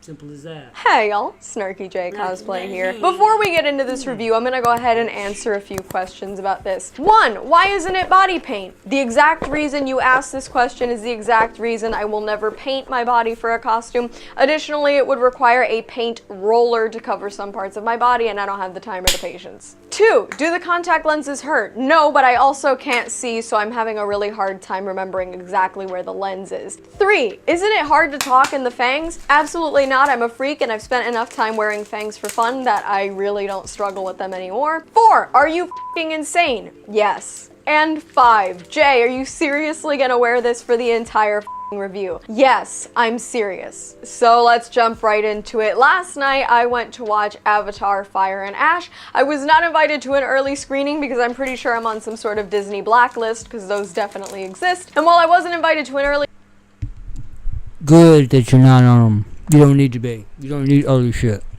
You're bad enough as it is. screening, I felt 100% comfortable spending my money on this one. I unfortunately have a really weird sweet spot for the Avatar franchise, plus I think these movies have to be seen on the biggest screen possible. For the non-spoiler part of my review, I'm gonna kick it off with my rating, and that is a solid 7 out of 10. Avatar Fire and Ash is literally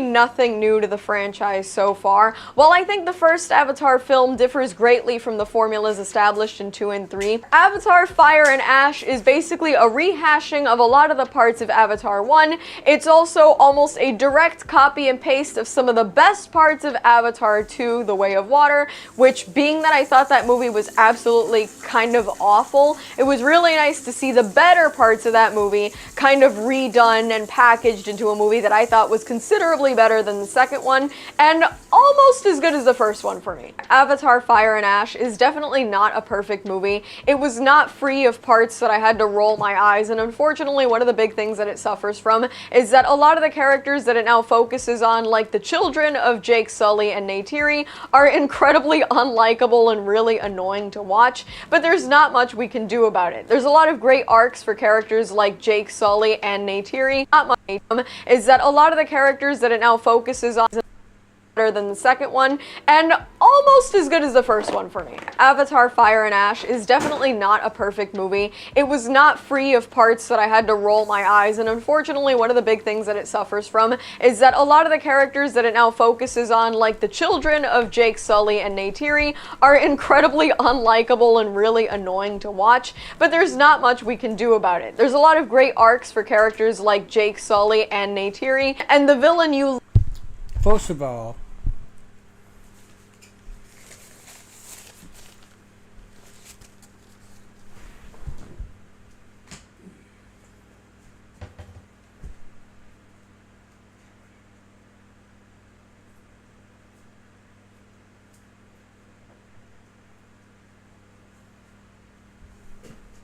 gotta make sure my mic is still connected.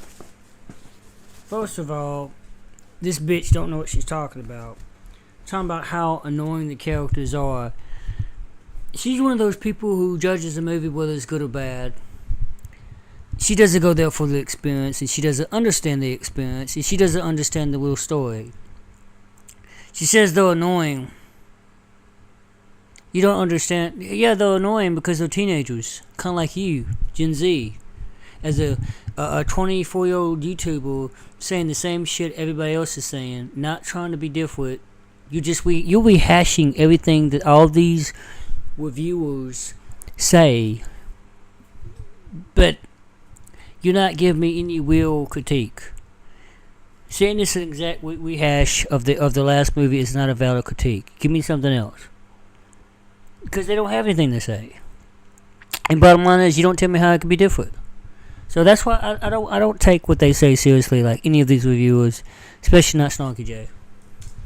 Love to hate, Quaritch is just as despicable in this movie as he has been in the other two, if not worse, and I kind of absolutely love him. Varang makes a wonderfully exciting contribution to the film, and though you really do start to feel the movie's runtime, it is a 3-hour and 15-minute movie, and it feels like a 3-hour and 15-minute movie, especially in that last hour. I do still find it incredibly entertaining, and there were a lot of moments where the stakes actually felt high. James Cameron does a really great job of selling you on the stakes of this movie and making you connect with the characters in new ways every single time. Admittedly, like I said, I have a really soft spot for the Avatar franchise. I thought the first one was overrated in 2009. If you've wondered if I've been this big an asshole my No, you don't have a soft spot. That's a lie. You don't. entire life, the answer is yes. However, I'm a huge fan of the characters, the world building, the character design. I think the world of Pandora is absolutely gorgeous.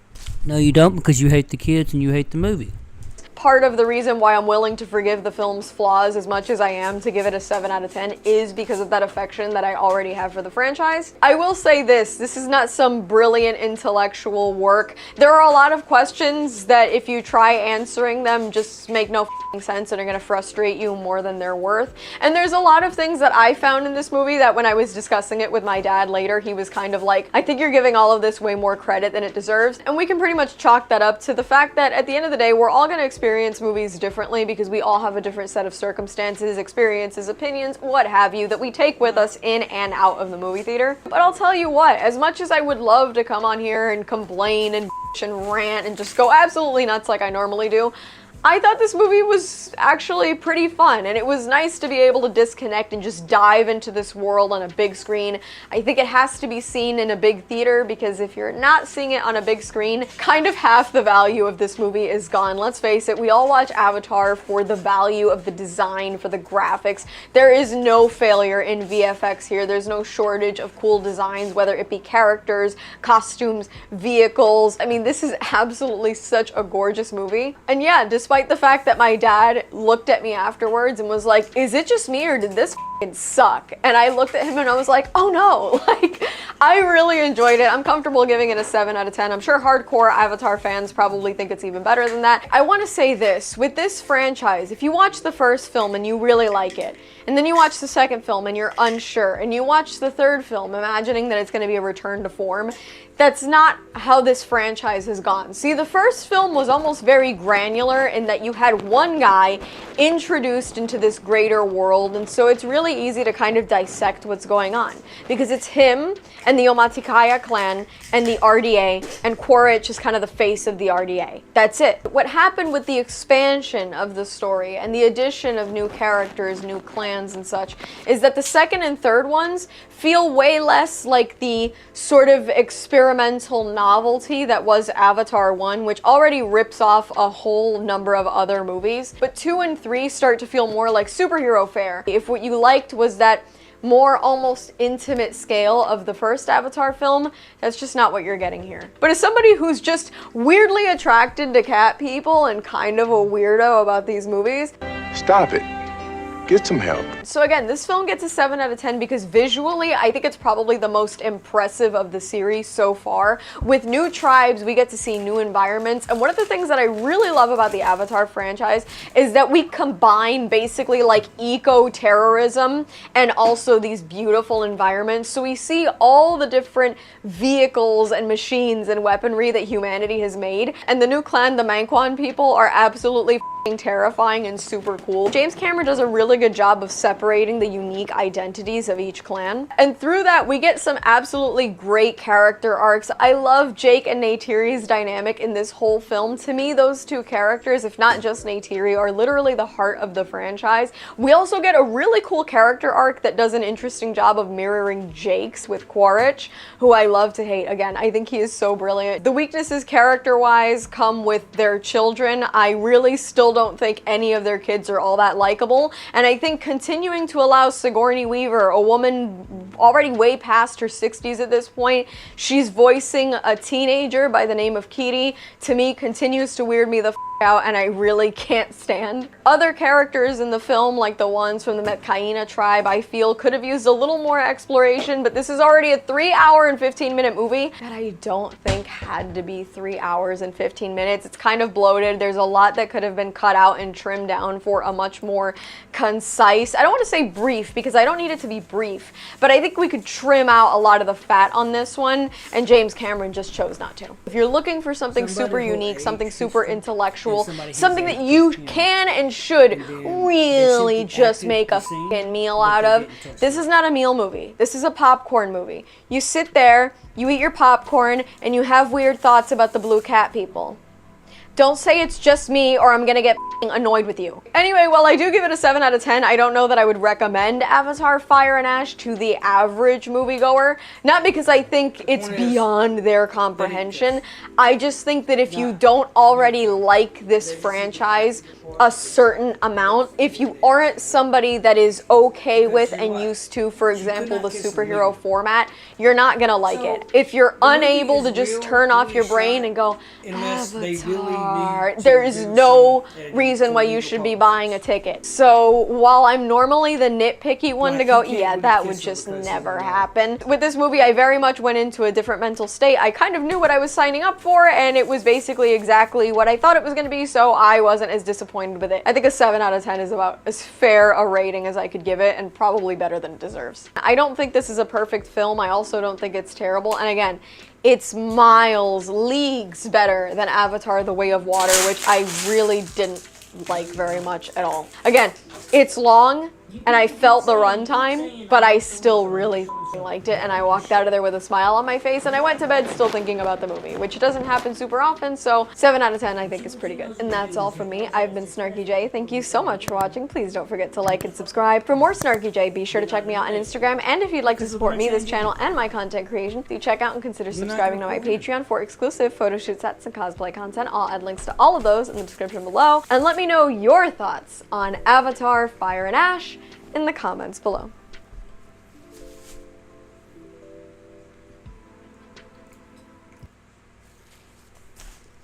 I think she's lying.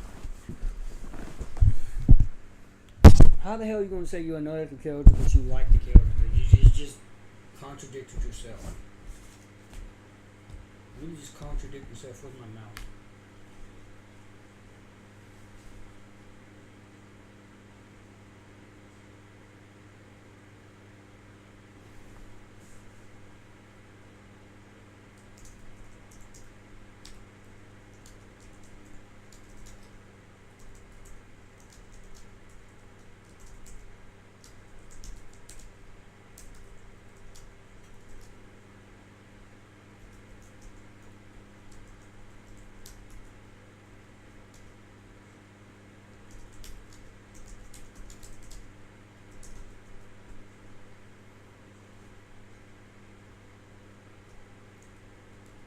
She only wants the views, bro.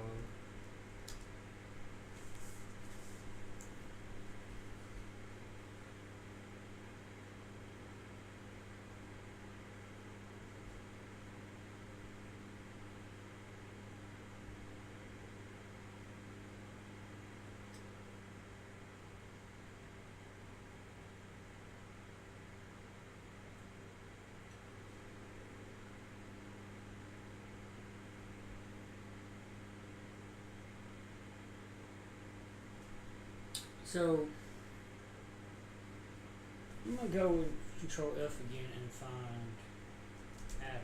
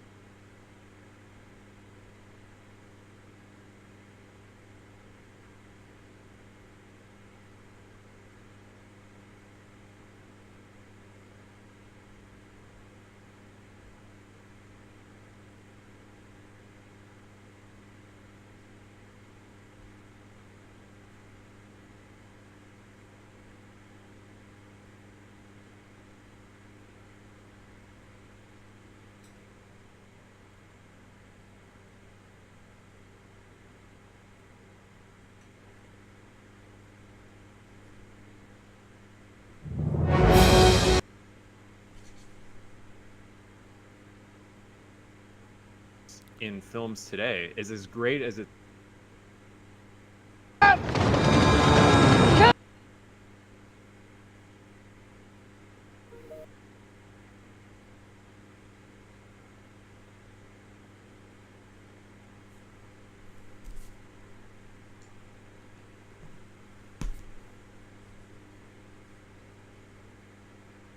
Just amazing. People want to give Sam Worthington crap as Jake Sully. I'll defend the guy. I think he does a nice job here. No, he doesn't have the most emotional range in the world. He's obviously a very specific type of character, one that gets us into the world as he is adjusting and settling in. And so it's obvious what he's there for, but I really thought he stepped it up in Way of Water. And he does a nice job here as well. Obviously very emotional.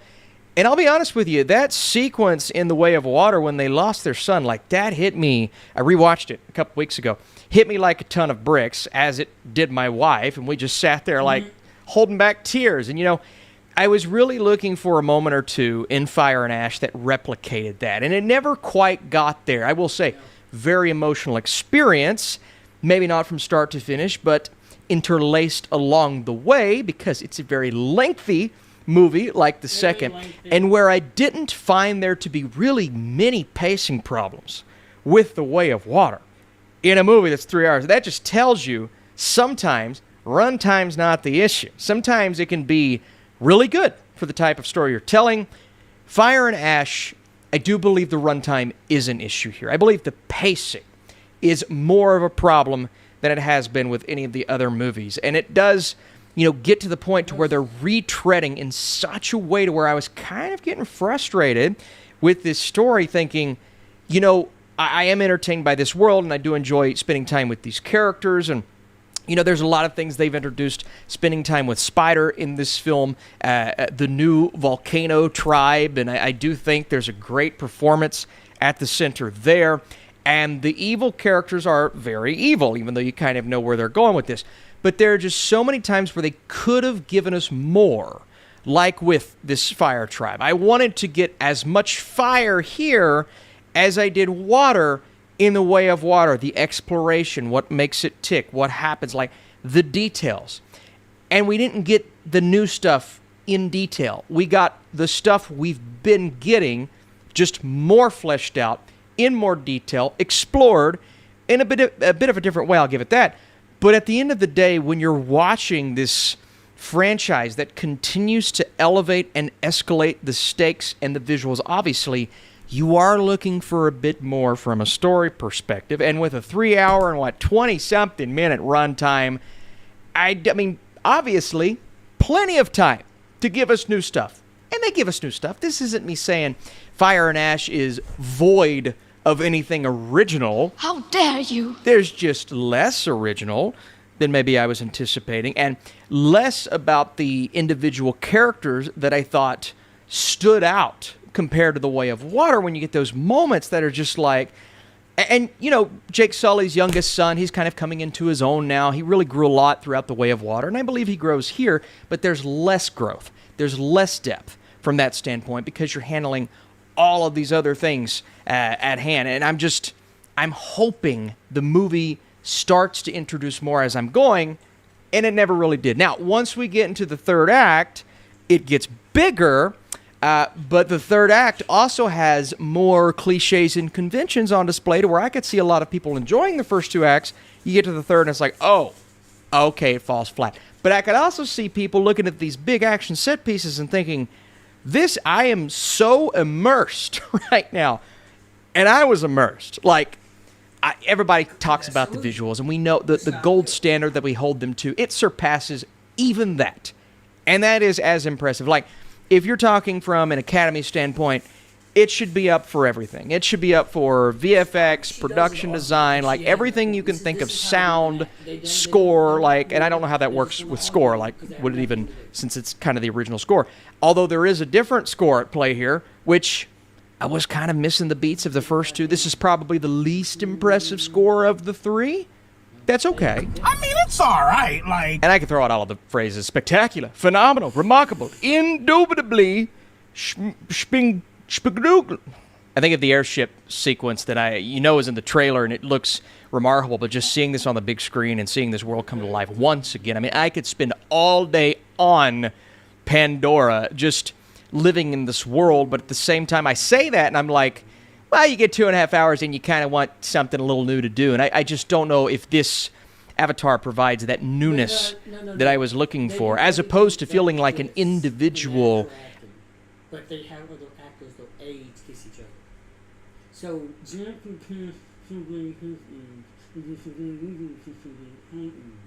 and then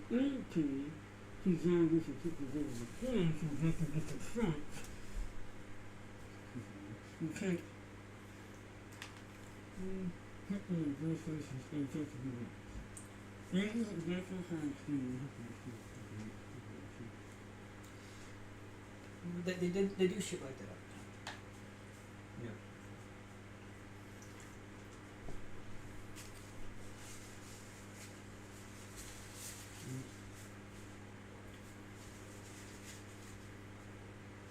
So reincarnation, basically, right? She has Grace, his avatar has the exact same voice as Kiwi because it's the exact same voice actor, exact same actor created. Never mind voice actor. That's what I just said.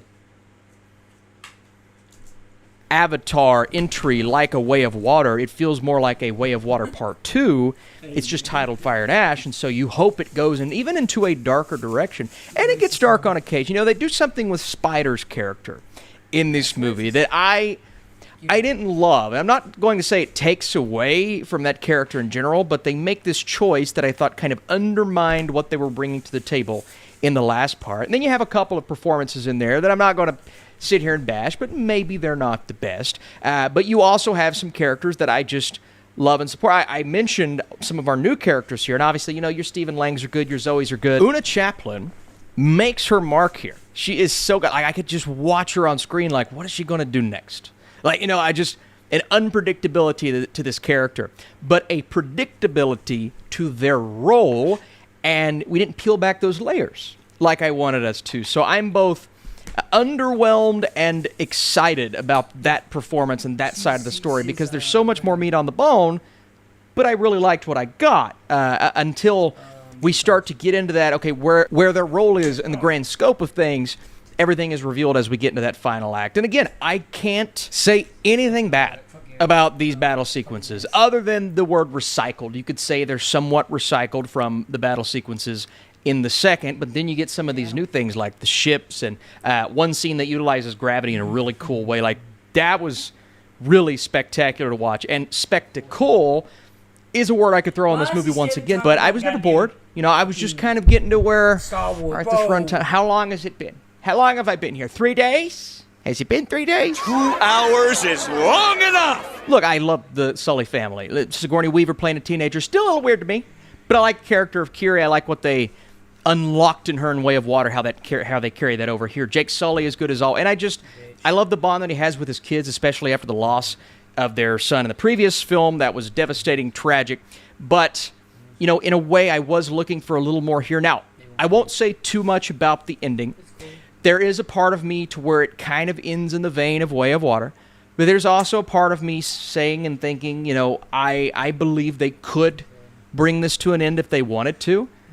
And I, in my heart of hearts, don't believe that's going to be the case, but James Cameron's been talking like he may not even do another one. He's going to work on other projects first, and then where does that lead him? He seems a little tired, and so I want another Avatar movie. Even though this film was a little disappointing to me, it's still a grand and magnificent theatrical experience. It's one of the few movies where I kind of like the 3D, and the fast frame rate gets a little jarring at times. That happened in my theater, and I don't love that as much as the old school stuff, but the look and feel and getting those Dolby speakers in my brain just kind of like, oh yeah, so good. So good. So before I give you my score, what did you think of Avatar Fire and Ash?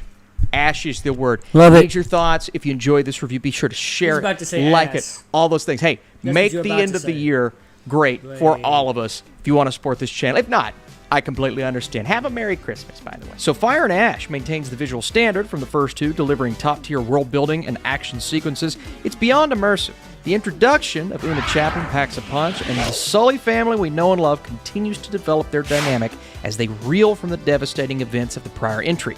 Where it struggles to fully execute is within the new ideas presented, as certain moments and scenes feel like a retread of the past too. It's frustrating because the quality is there, and it still feels like a spectacle as we all expect, but this third installment attempts too much without the proper depth to back up its ideas. Again, I enjoyed my time, a good experience. I just expected a little more. If you're not a fan, I don't think this is going to convert you. Thanks so much for watching. Marty Supreme. All right, thank you. When your auto insurance coverage is too big or too small, it feels, well, you know. That's why USAA has options that fit your needs so you can get your coverage just right. Get a quote today. All year, Jim Cameron's third Avatar film, Avatar: Fire and Ash, has ominously lurked in the back of my mind. The inevitable box office smash that I knew both nothing and everything about. The vibe with this film, or at least my vibe with it, has been there's more important shit going on in the world right now. With everything else coming out this year, in film specifically, do we really need this? Spoiler alert, we always do. But I also, for a very long time, was in disbelief that he was really gonna make more of these. These last 2 editions specifically have felt weirdly surreal to watch. He's really devoting the rest of his life to this. Wow, this is weird, right? I feel weird talking about this movie, mostly because the tone of my last Avatar review, The Way of Water, was significantly more excited. That film was the first Avatar film in well over a decade. There were some serious technological upgrades, and Jim had some shit to get off his chest. Oh god. My bad, sorry.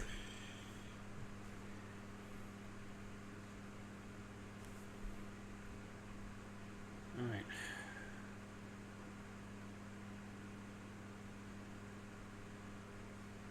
Actually, I got it temporarily disconnected so that I could,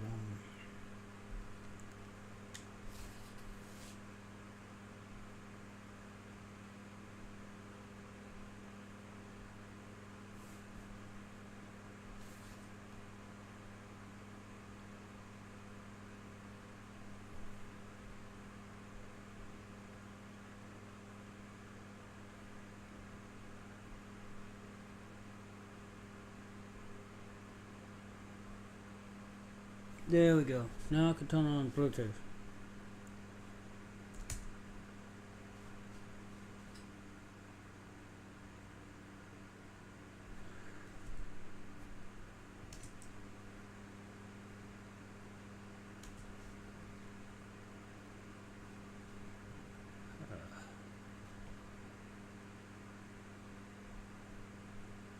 Oh my god. It's gonna do this stupid shit again.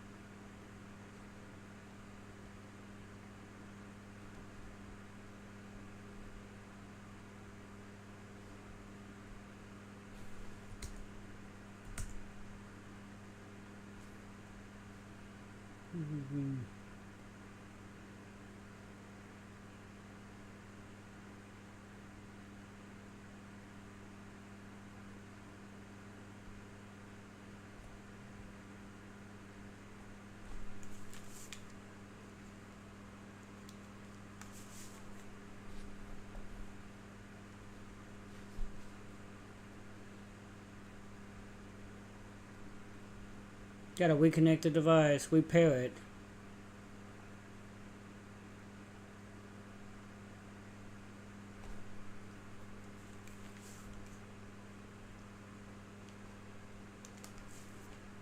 There you go.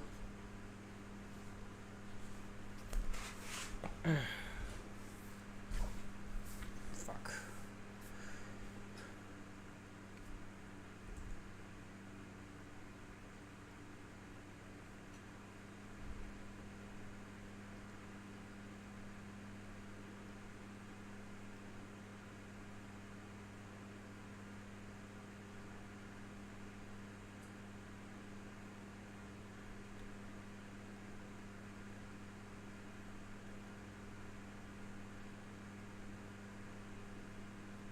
Oh my god, nothing works. Nothing on a goddamn thing is moving. What's the deal, man?